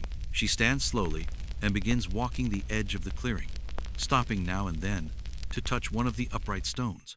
"Each of these," she says, "was once carried here from a different island." You reach out and touch one too rounded, warm from the day, buzzing faintly with memory. "They're not just markers," she says. "They're witnesses." End quote. You ask, "To what?" She thinks, "To courage," she says, "to loss, to arrival, to memory that refuses to fade." Historians still argue how old these sacred navigation sites are. Without written records, much is inferred by stone alignment, soil layers, and oral tradition. Some may be a few hundred years old, others far older. Some have been rebuilt, over and over, the way stars cycle and waves return. She places her hand on the final stone. "This one came from the island where my father was born." You don't ask which island. It doesn't matter. The name is less important than the act of remembering. The wind stirs. The leaves rustle gently. And you realize the whole clearing feels like a canoe. Stone hull, tree sky, memory sail. She kneels again, facing east. And you do the same. Not because she asked, but because it feels like the right thing. The moon casts long shadows between the stones now, lines of silver that seem to stretch not across the ground, but across time. And in that moment, you understand something. Navigation wasn't about control.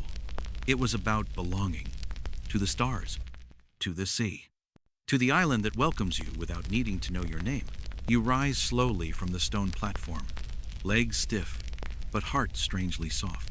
The woman gives a slight nod, as if dismissing a classroom at the end of a long, whispered lecture.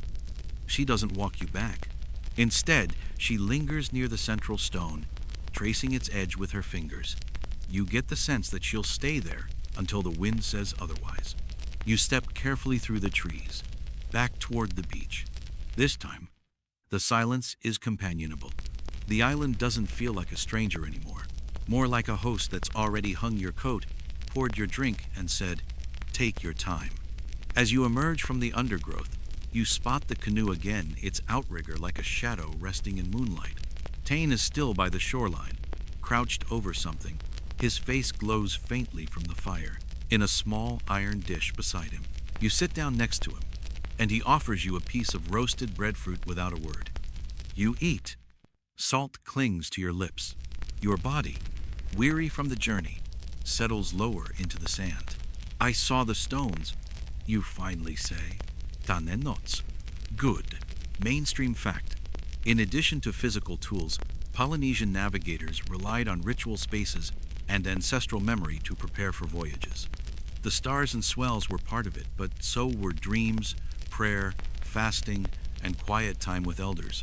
A navigator didn't just need skill, they needed alignment. You ask, did you train there too? He pokes the fire, sending a few orange sparks toward the sky. Every time I leave, he says, I visit that place. Not for the island, for me. You watch the sparks vanish. You understand. Sometimes the place isn't sacred because of the stones. Sometimes the stones are sacred because of what you're finally ready to feel when you touch them. Quirky tidbit? There's a belief in parts of the Pacific that stones can store direction, not metaphorically, literally. That a certain stone, placed in the right location, could remember the path between two islands and help guide the canoe. It sounds wild, but if memory can live in people, why not in stone? Tane hands you another piece of fruit, then looks out at the canoe. She's ready again. You blink. Already? He shrugs. The ocean doesn't wait for us to finish our snacks. You laugh, but your stomach tightens. Are we going back? He shakes his head. No such thing. He points to the stars just now, starting to blur into morning. We go forward, but now you help choose the direction. The thought makes you sit straighter. This isn't a tour anymore. This is yours. Historians still discuss the learning curve of navigation. Some suggest it took decades to master. Others argue you never really master the sea. You just become less surprised by it. Tane stands, brushes sand from his knees, and moves toward the canoe. You follow, shell still in your pocket, stars still overhead. The tide has shifted again. The canoe, obedient as ever, waits with its bow-pointed seaward. You feel it? Tane asks. You pose, then nod. The swell has changed again. It wants to carry you. But this time, it's not a matter of obedience. It's invitation. And for the first time you want to answer, you climb aboard. Your hands don't shake. You untie the sail. Tane doesn't correct you. And when the canoe begins to move gliding softly out past the reef, you don't feel like a guest. You feel like a voice, ready to add your own verse to the song. The island fades behind you, but it doesn't feel like leaving. It feels like bringing something with you.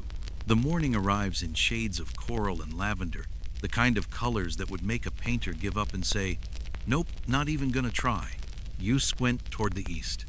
The stars have mostly vanished, though a few stubborn ones still cling to the higher sky, tiny celestial crumbs not yet swept away by dawn. The sail catches the wind with a soft thrum. The canoe responds instantly, carving a gentle line across the silver-blue water.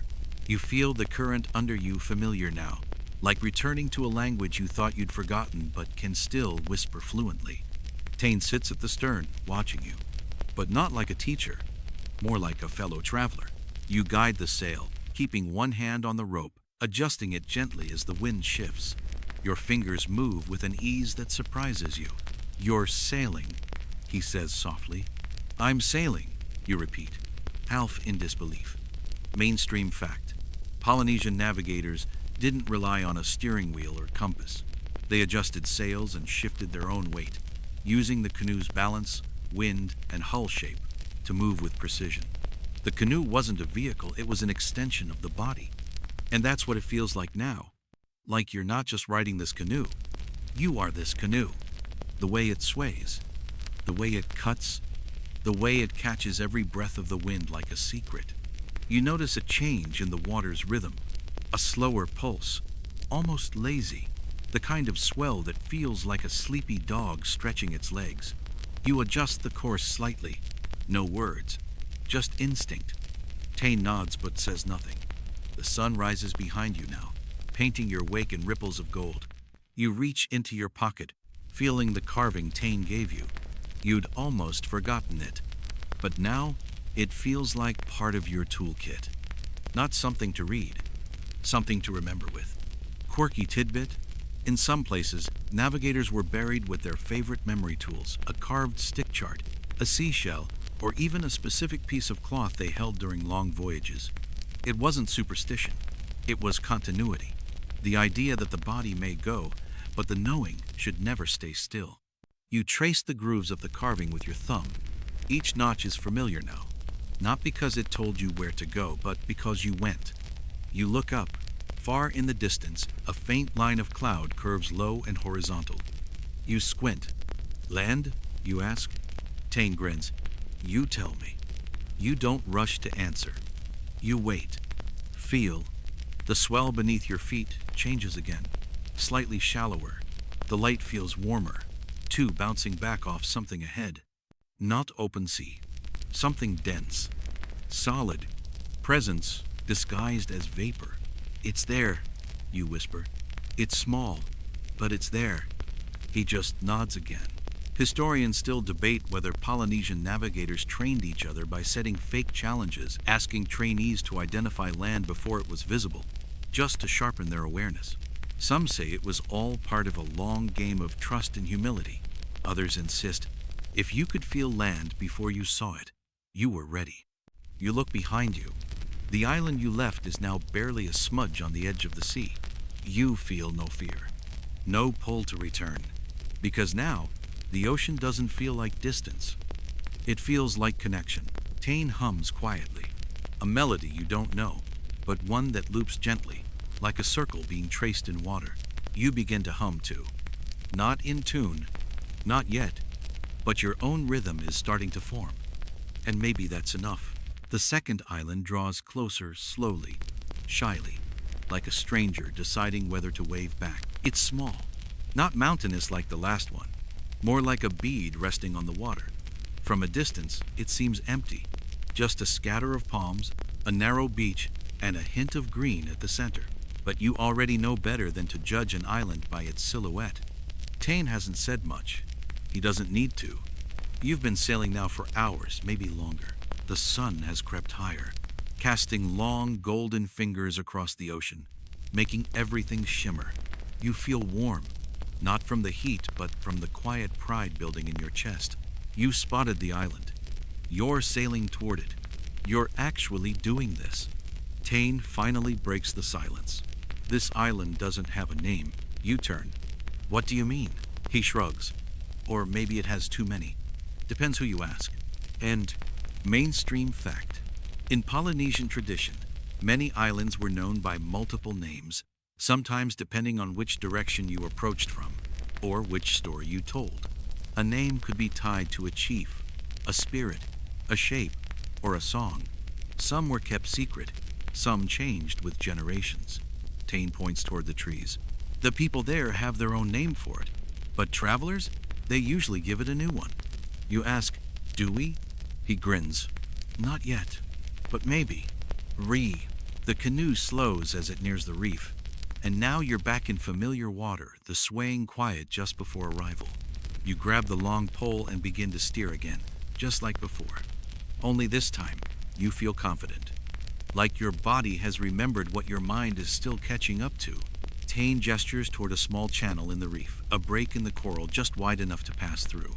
You guide the canoe in, careful, respectful, letting the water decide the pace. It doesn't resist. It welcomes. Quirky tidbit: in some stories, a navigator who named a new island wouldn't do so alone. They would chant the names of ancestors aloud as they approached, and whichever name caused the wind to rise or the birds to call, that was the name chosen. The island responded. It had a say.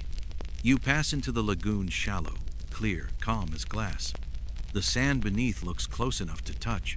You see fish darting in and out of rocks, like silver punctuation marks to a sentence only the sea can read.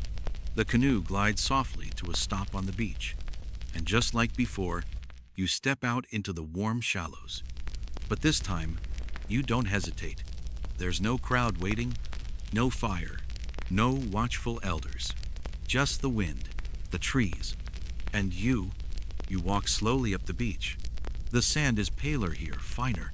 It clings to your ankles like flour. There are no houses, no paths, just the suggestion of trails between the palms, places where feet have passed long ago, or maybe just the wind. You turn to Tane. What do we do here? He looks at you for a long moment. Listen. So you do. You hear the trees creaking, a few birds calling in the branches, the tide brushing against rock, and then nothing. But not empty, not dead, just waiting, like the island is holding its breath. Historians still discuss the role of silent islands, places that weren't permanently settled, but visited seasonally or ritually, sometimes for fishing, sometimes for fasting, sometimes for remembering. Tane sets down the sail and walks a slow circle in the sand, then stops, then sits. So you sit too. You don't speak, because now you understand something. Not every voyage ends with a welcome party. Some end with space.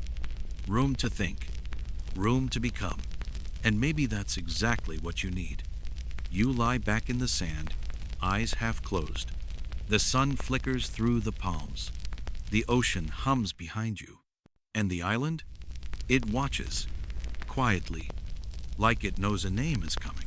You wake to the sound of palm fronds rustling like old paper in the breeze. You must have dozed off. The sand beneath you is warm and dry now, molded faintly to your shape like the island's been keeping you safe while you slept. Tane sits nearby, his back against a tree, eyes closed, breathing slow.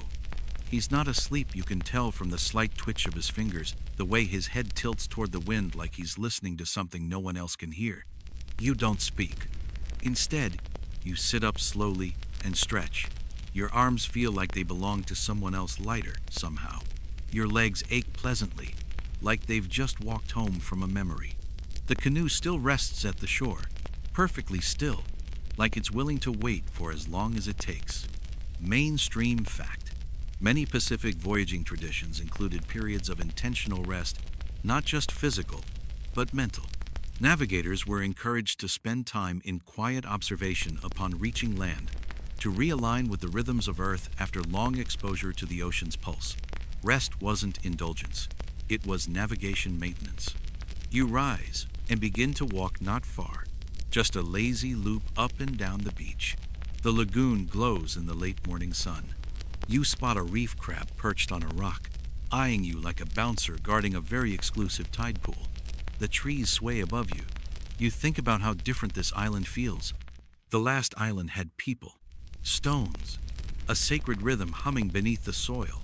This one, it feels new, not uninhabited, just unspoken. Quirky tidbit? Some islands in the Pacific were used as training grounds, places where navigators in training were left alone to watch the sky and sea for days or weeks. They didn't build fires. They didn't fish. They just observed. These islands were like celestial classrooms, no blackboards, just horizon. You return to Tane, who opens one eye and grins like he knew you'd be back exactly then. Well? You shrug, still listening. He nods. That's the work. And he stands slowly, brushing sand from his back. Then he pulls something from a pouch at his side. It's another stick, smaller than the others, smooth, pale. No marks yet.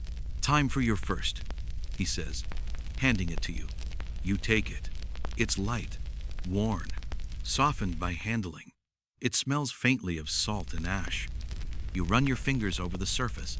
Do I carve it now? Tane smiles. You will, but not yet. He turns toward the canoe. You'll know when. And you follow, the stick gripped gently in your hand. Historians still speculate about the first charts made by novice navigators. Were they precise? Personal? Did each initiate mark different details? Birds, swells, stars? Or were they simply mimicking what they'd seen, waiting for experience to transform imitation into truth? You're beginning to think those first carvings weren't about instruction. They were about intention. Saying, I see, I notice, I remember. The canoe rocks slightly as you step back in. You place the stick carefully beside your feet, next to the sail and the carved shell. It feels right there, like it belongs in that growing collection of quiet tools. Tane sets the sail again, this time letting you tie off the knots. Then, without a word, the canoe noses out of the lagoon, sliding past the reef, back into open water. You glance once over your shoulder. The second island recedes not just physically, but emotionally. It gave you rest, time, the silence you didn't know you needed. It didn't tell you anything, but it taught you something anyway. The wind picks up. You adjust the sail without instruction. The canoe leans into the gust like it's sighing in relief. And onward you go, not searching, just practicing. The ocean ahead gleams like hammered glass sunlight flashing off each crest, broken only by the dark shadows of passing fish far below. You squint into the distance, but there's no sign of another island yet. Just horizon, sky, and the slow, patient roll of the swell beneath you. It should feel empty, but it doesn't. It feels full of possibility. Tane lounges near the stern again, one hand on the tiller, the other trailing in the water like he's stirring some ancient soup. "Tell me what you see," he says suddenly. You glance up at the sky, a few clouds to the northwest, flat and spread out like someone smudged chalk across blue slate. The sun's a little higher now, strong, but not cruel. The wind is light but steady, pulling the sail with just enough purpose. You answer as best you can. Sun's in the east, winds from the southeast. Swell coming from the west, maybe a little north of it. Tane gives a satisfied grunt. Then, "And what do you feel?" You pose. That's harder. You close your eyes. The canoe tips gently, then rights itself. The wind whistles low past your ears. There's a warmth on your right side, a coolness on your left. The swell is broader now, slower. You open your eyes. The wind's changing. He nods. Good. But what else? You hesitate. Then you say it. The swell doesn't match the wind. Mainstream fact. One of the defining techniques of traditional Polynesian navigation was learning to detect and interpret swell patterns. These ocean waves, generated by distant storms, travel thousands of miles and can run in directions totally independent of the local wind. Navigators learn to recognize up to 5 or more overlapping swells, each carrying memory of faraway lands. Tane grins like a teacher who's just heard his student solve a riddle with no hints. "Exactly," he says. "That's the old swell. Comes from beyond." You shift in the canoe, trying to align your body with it, the way Tane does. It's subtle, but it's there a deeper rhythm beneath the surface bounce. "And this new one?" Tane leans forward. "That one's a traveler. She's curious." You grin. "The swells have personalities now?" "They always did," he replies. "We're just catching up." Quirky tidbit? In some traditions, swells were given names, not poetic ones, but functional ones. One might be called the mother swell, another the grandfather's path, and yet another the shadow of the shark, not because they looked like those things, but because they reminded navigators of family, of rhythm, of history. You begin to sense it now, a dance under the boat. The old swell rolls slow and wide. The new one is sharper, more pointed, passing beneath at a slightly different angle. They cross beneath you, overlapping, weaving, and the canoe rides both. Tane stands up, pointing forward. "There," he says. "That's what we follow." You stare into the sea. There's no land ahead, just ripples. And yet, the swell he's talking about has intention. It leans ever so slightly northeast. It doesn't pull, it invites. Historians still debate whether these swell interpretations were purely instinctive or based on years of physical training. Some say it was like learning to play an instrument with your feet. Others say it was more spiritual, a surrender to the sea's quiet instructions. Either way, you believe it now. You nod, adjusting the sail again. Tane doesn't say anything. He just watches as you find the new line. The canoe eases into it, and now, instead of gliding, it flows not just forward, but with. You feel like you're moving with the grain of the ocean. Like this path was carved long before you set out. The stick beside you rolls a little as the boat shifts. You place your hand on it. Maybe later, this is the one you'll mark, not because of where it took you, but because of how it felt. Like permission. The hours stretch into the kind of time that only open ocean understands. There's no clock out here, no bell to chime the half hour, no chirping reminder to drink more water or stand up and stretch. Just the wind and the swell and the sun painting its long arc across the sky like it's been doing since the ocean was born. You lose track of how long you've been sailing. The sea keeps shifting beneath the canoe, not drastically, just small differences. The water changes color slightly, the wind cools, the swell flattens, then thickens again. And through it all, you adjust. Not with panic, with practice. Tane hasn't said much. He lets you handle the sail, lets you steer with your weight, lets you move the outrigger to balance as the canoe leans. You're navigating now. Maybe not as a master, but not as a passenger either. Mainstream fact. In traditional Pacific navigation, apprentices learned by doing, not just watching. They were gradually handed control of the canoe, taught how to interpret feedback from the ocean, and given increasing responsibility for direction. The idea wasn't to memorize a route. It was to become part of the environment. Tane finally speaks. You notice it? You pose. The wind? The clouds? No. The swell again. You close your eyes and feel it. It's changed. It's no longer the sharp traveler's swell. Now it's broader, coming from the east-southeast, crossing under your canoe like a calm animal, patient and massive. New pulse, you say. Tane nods. That's the home swell of the next island. You blink, but we can't see it yet. Not with eyes, he says. But with spine? Maybe. You chuckle, but the truth hums under your ribs. There's a rhythm to this swell that feels familiar, like it's been approaching you slowly for days. A stranger you're about to meet but already recognize. You begin to tune your body to it, leaning slightly, matching its tempo. The canoe settles even smoother now, like it's found the groove it was carved to ride. Tane digs into a pouch and pulls out something wrapped in leaves. He unwraps it and hands you a portion. Roasted taro, slightly salty, slightly sweet, still warm somehow. You eat in silence. Quirky tidbit. Some navigators refuse to eat certain foods before a big journey, not because of superstition, but because of how those foods affected their sensitivity to the swell. Heavier dishes could dull their perception. Others believed that eating something from the last island helped you carry that island's voice to the next. As you finish, Tane unwraps something else. A dried fruit slice. Purple. Chewy. He offers it wordlessly. You bite. Sour. Then sweet. Unexpectedly good. You're ready, he says quietly. For what? For the moment when you won't need me to tell you. You glance at him. He's not teasing, just observing. And now you're not sure whether he's been the teacher all along or whether he's just another traveler, waiting for someone else to notice the way. Historians still wonder how teaching happened in these traditions. Was it structured? Were there tests? Or was it all informal moments like this one, built on trust and attention? You feel like you've passed something. Not a test, but a threshold. And with that, something new appears. A faint line on the horizon. Too thin to be a cloud. Too still to be swell. You blink. Tane sees it too. Land, you whisper.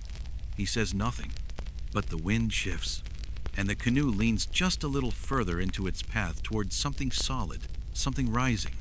The third island, closer now, waiting. You place your hand on the stick again, and you know it's time to carve. You reach for the stick with hands that know what they're doing before your brain catches up. It's smooth in your grip, warm now from resting in the sun, lightly scuffed at the edge where your thumb has passed over it again and again. But this time, you don't just hold it. You begin to carve. Not a dramatic motion, no sudden burst of inspiration, just a slow, shallow notch along one side, small, curved, precise. It doesn't symbolize anything exactly. Not the island, not the journey. It's more like the breath you took when the swell changed, like the pause before you recognized land without seeing it. A memory trigger, not a map. Tane watches without interrupting. Mainstream fact. On traditional stick charts used by Polynesian navigators from the Marshall Islands, The placement and angle of sticks represented swell patterns, wave refraction, and island positions. But not literally.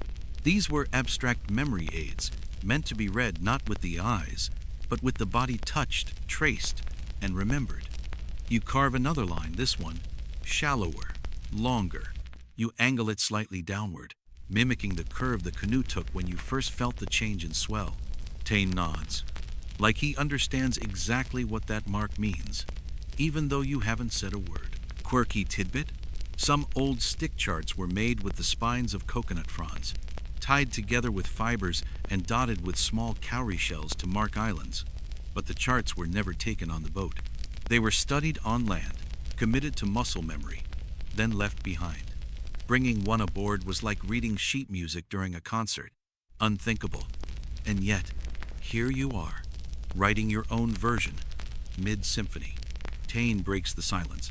You'll forget parts of this. You pause, the knife mid-stroke. He shrugs. It happens, even to the old ones. The sea has too many verses. You remember the song, but sometimes the words drift. You resume carving. That's what the stick's for, you say. He smiles. That, and for passing it on. You stop. That hadn't occurred to you.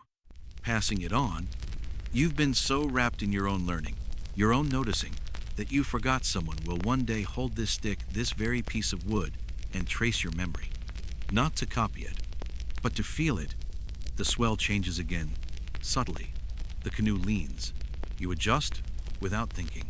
In the distance, the third island begins to sharpen edges, becoming visible. Shadows forming along the reef line. You begin to see color now, not just the blue-green of ocean and leaf, but deep russet along the ridgeline, pale beige where the beach curves into the shallows, dark volcanic black in the jagged rock rising from one side. Tane leans forward slightly. This one's different, he says. You nod. You can already feel it. It's taller than the others. A small mountain almost, a high spine running down its center. Clouds gathered just above it, lazy and full, like they're clinging to its memory. People live there? Tane doesn't answer right away. Then, not always. Historians still argue whether high islands, volcanic islands with fresh water and fertile land, were favored as permanent settlements or feared for spiritual reasons. Some were left alone, visited only for ritual. Others became political centers, deeply guarded. You don't know what awaits, but you feel no fear. You feel curious. The wind dips, and the canoe slows slightly. You adjust the sail. Tane points toward a narrow inlet, nearly hidden by a ridge of rock. There, you squint. It's not obvious, but once you see it, you can't unsee it. A sliver of water cutting into the stone, like a keyhole. Deep, shadowed, quiet. Safe passage, he says, if the swell agrees. You grin. I'll ask her. You guide the canoe slightly to the right, aiming for the cut in the rock. The stick lies across your knees now, not finished, but already a story. And as the island rises before you, you know something else. This is what maps were always meant to be. Not records, but reminders. You steer the canoe toward the inlet with your eyes half on the swell and half on the island ahead. The waves change character near the rocks tighter now, with more punch in each push. Not angry, just firm. Like a guardian at the gate, asking, "You sure you're ready for this?" Tane crouches beside you. He doesn't reach for the tiller. He just says, "Feel her," and you do. The swell tightens. The water pulls right for a breath, then swings left, like it's checking your reflexes. You shift your weight, ease the sail just slightly. The canoe doesn't resist. It glides forward, slips between the rocks with the grace of someone who knows they belong. The inlet narrows, walls rising on either side, black stone streaked with white salt and green moss. Then, suddenly it opens. A wide, deep cove unfurls before you, sheltered, circular, still, and completely silent.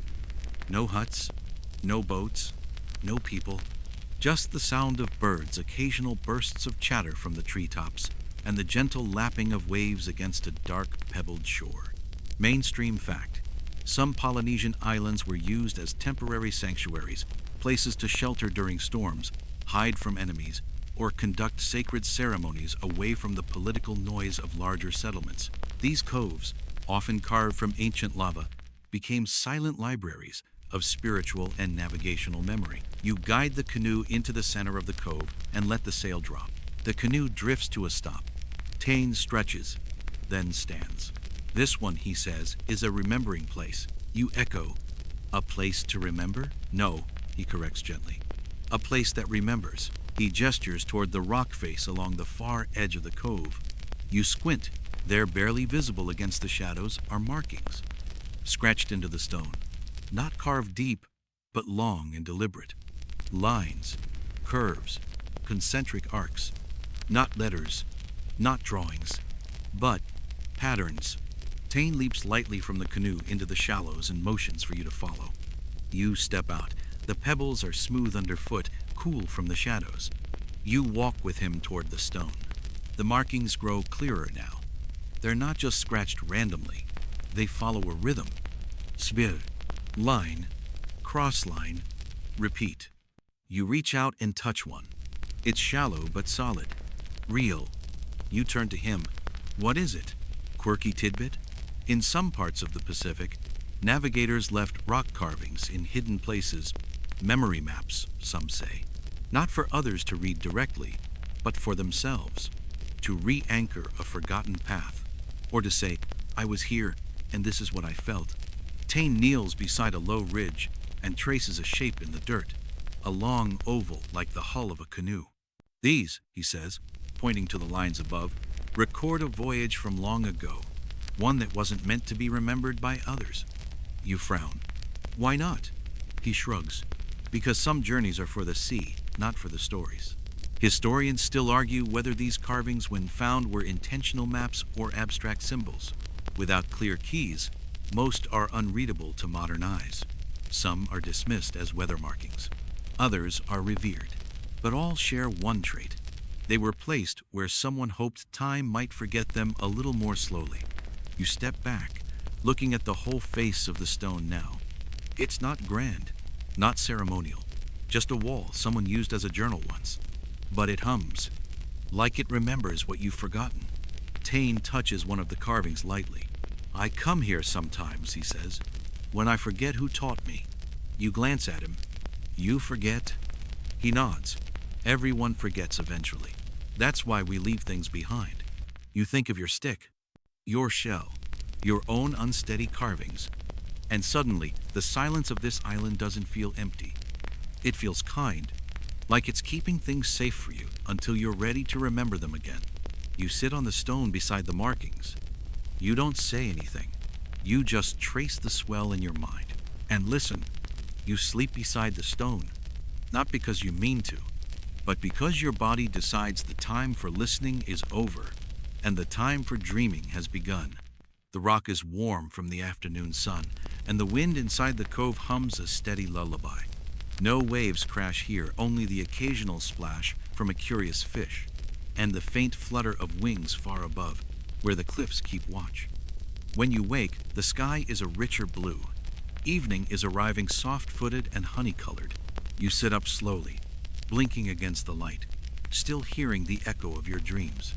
You dreamt of lines, not words, just lines, shifting like water, curling across a stick you hadn't carved yet. Tane sits a little ways off, whittling something. You join him. He glances up. Did the rock talk to you? You shrug. I think it hummed. He nods like, that's exactly right. Mainstream fact. Many Pacific navigators believed in ancestral communication through natural spaces, rocks, waves, wind. They didn't always expect clear answers, but they listened anyway. In some traditions, a stone wasn't just a marker, it was a record keeper, a witness, a voice that only answered when you were quiet enough to hear it. Tane finishes his carving and hands it to you.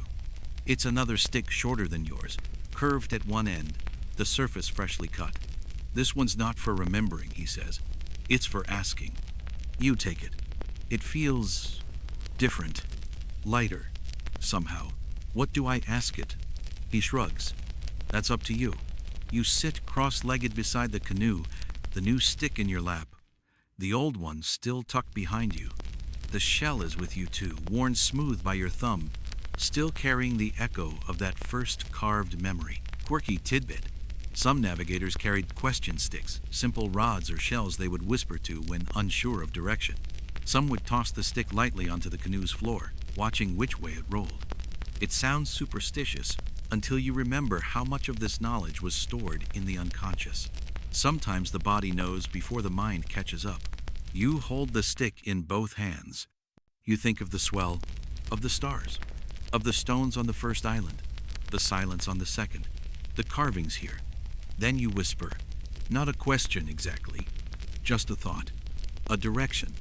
You roll the stick gently across the canoe's plank floor. It spins twice, then stops pointing northeast. You and Tane look at each other.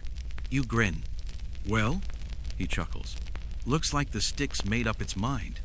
Historians still argue whether these gestures were symbolic, playful, or sincerely directional. But many agree. Decision-making in traditional navigation was as much about rhythm and readiness as it was about evidence. A good navigator knew when to trust the signs and when to trust themselves. You stand and prepare the canoe. The sail is folded tight, the outrigger ready, the wind teasing at the mouth of the cove like it too is waiting to see what you'll do next. Tane helps you push the canoe gently back into the water. You both wade beside it for a moment, feet sinking into the cool sand before climbing aboard. You glance at the rock face one last time. It doesn't wave goodbye. It doesn't have to. You'll remember. You set the sail, and this time, Tane doesn't touch a thing. He just sits back, arms folded, letting you guide. The wind catches, the canoe responds, and just like that, you're moving again. Not fleeing, not chasing, just continuing. The sea opens before you like a blank page. Only you know there's no such thing as blank anymore. Every wave is a letter, every swell a sentence. And now, you're starting to write. The sun dips low on the horizon, painting the water in molten gold and copper. The sky above melts into richer purples and oranges, that fleeting time of day where everything looks like it belongs in a storybook, and nothing seems quite real. You adjust the sail gently. The canoe leans into the breeze like it's nodding yes. Yes, this way. Yes, this rhythm. Yes, you. Tane doesn't say anything. He watches the horizon with the calm detachment of someone who's seen many endings and knows this isn't one of them. Your hands are steady on the rope. Your legs shift automatically with the roll of the swell. Your eyes scan the water, not for land, but for feeling. Because now, you aren't just trying to arrive somewhere. You're listening. You're inhabiting the space between places. Mainstream fact. Polynesian navigation was as much about the journey as the destination. The sea wasn't a gap to be crossed. It was a pathway, deeply understood and memorized. Through motion, a body-based archive that unfolded with every breath of wind and change of tide. And now that you've been in that rhythm long enough, you feel it all the time. Even now, even here, the canoe speaks. The water hums. The stars above begin to flicker into view. You know many of them now, not just as dots of light, but as names, as relationships. The navigator's compass was the sky itself, turning slowly overhead like a vast wheel, with each rising and setting star telling you something specific. You know where Sirius should appear, where the Southern Cross will rotate. You're beginning to think in constellations. Quirky tidbit? Some navigators used star compasses, built not on degrees or numbers, but on the rising points of specific stars along the horizon. They memorized where stars appeared seasonally, using them like clock hands across the sky. Some even chanted the names in order, like a bedtime prayer for keeping the canoe on track. Tane breaks the silence. Soon, he says, pointing ahead. You squint, but see nothing. Still, you don't doubt him. The wind feels different, charged, slightly cooler. You close your eyes and sense the shift. Not visual, not audible, just present. Historians still debate how often early navigators missed their intended island. Some say it was rare. Others argue that accuracy varied with experience. But many agree that the real triumph wasn't perfection, it was persistence. A voyage wasn't failed because you passed the island. It continued until you found the next one. Tane hands you something. You look down. It's another stick, but this one is already carved. Old. Worn. The edges smoothed by countless hands. You run your fingers across its notches. You made this? He nods. My first one. You look up sharply. This is yours? It was. Now it's yours too. You're not sure what to say. So you say the only thing that feels right. I'll keep it moving. Tane smiles softly. Good. The wind picks up. You stand. The sail flaps once, then fills, snapping into place. And with it comes movement not just of the canoe, but of you. You're not a beginner anymore. You're something in between. A carrier of memory. A weaver of swells. A student who now sails like a teacher. The stars guide you onward. The canoe glides. And the sea whispers its old lullaby, soft, steady, and deep. You follow. And for the first time, you don't wonder where you're going. You wonder what you'll notice next. Because now, that's the whole point. To notice. To remember. To feel. To sail. The ocean quiets around you as the last of the sun disappears, leaving only a warm afterglow behind your eyes. The stars blink more confidently, now less like decoration, more like quiet witnesses. The swell has gentled. The air cooler, calmer, slower. Each breath you take seems to match the rhythm of the sea, the rise and fall, the inhale and exhale of a planet spinning patiently through space. You lean back against the canoe's edge, fingers curled loosely around the carved stick in your lap. It rests easily, now less a tool, more a companion. It hums softly with the memory of where you've been, and the promise of what's still ahead. The wind hums too, brushing past your cheek like a lullaby that's traveled farther than you ever will. Tane is quiet. The canoe is steady. The sky is wide. And you, dear listener, are held gently in this moment between islands, between stars, between the waking world and the dreamscape beyond. No need to think. No need to plan. Let the swell carry your thoughts a little farther out. Let the tide take the weight from your shoulders. You've learned the rhythms. You've felt the sea. Now, drift softly into sleep, one breath, one wave, one night at a time. End of wind down. End of script. Sweet dreams.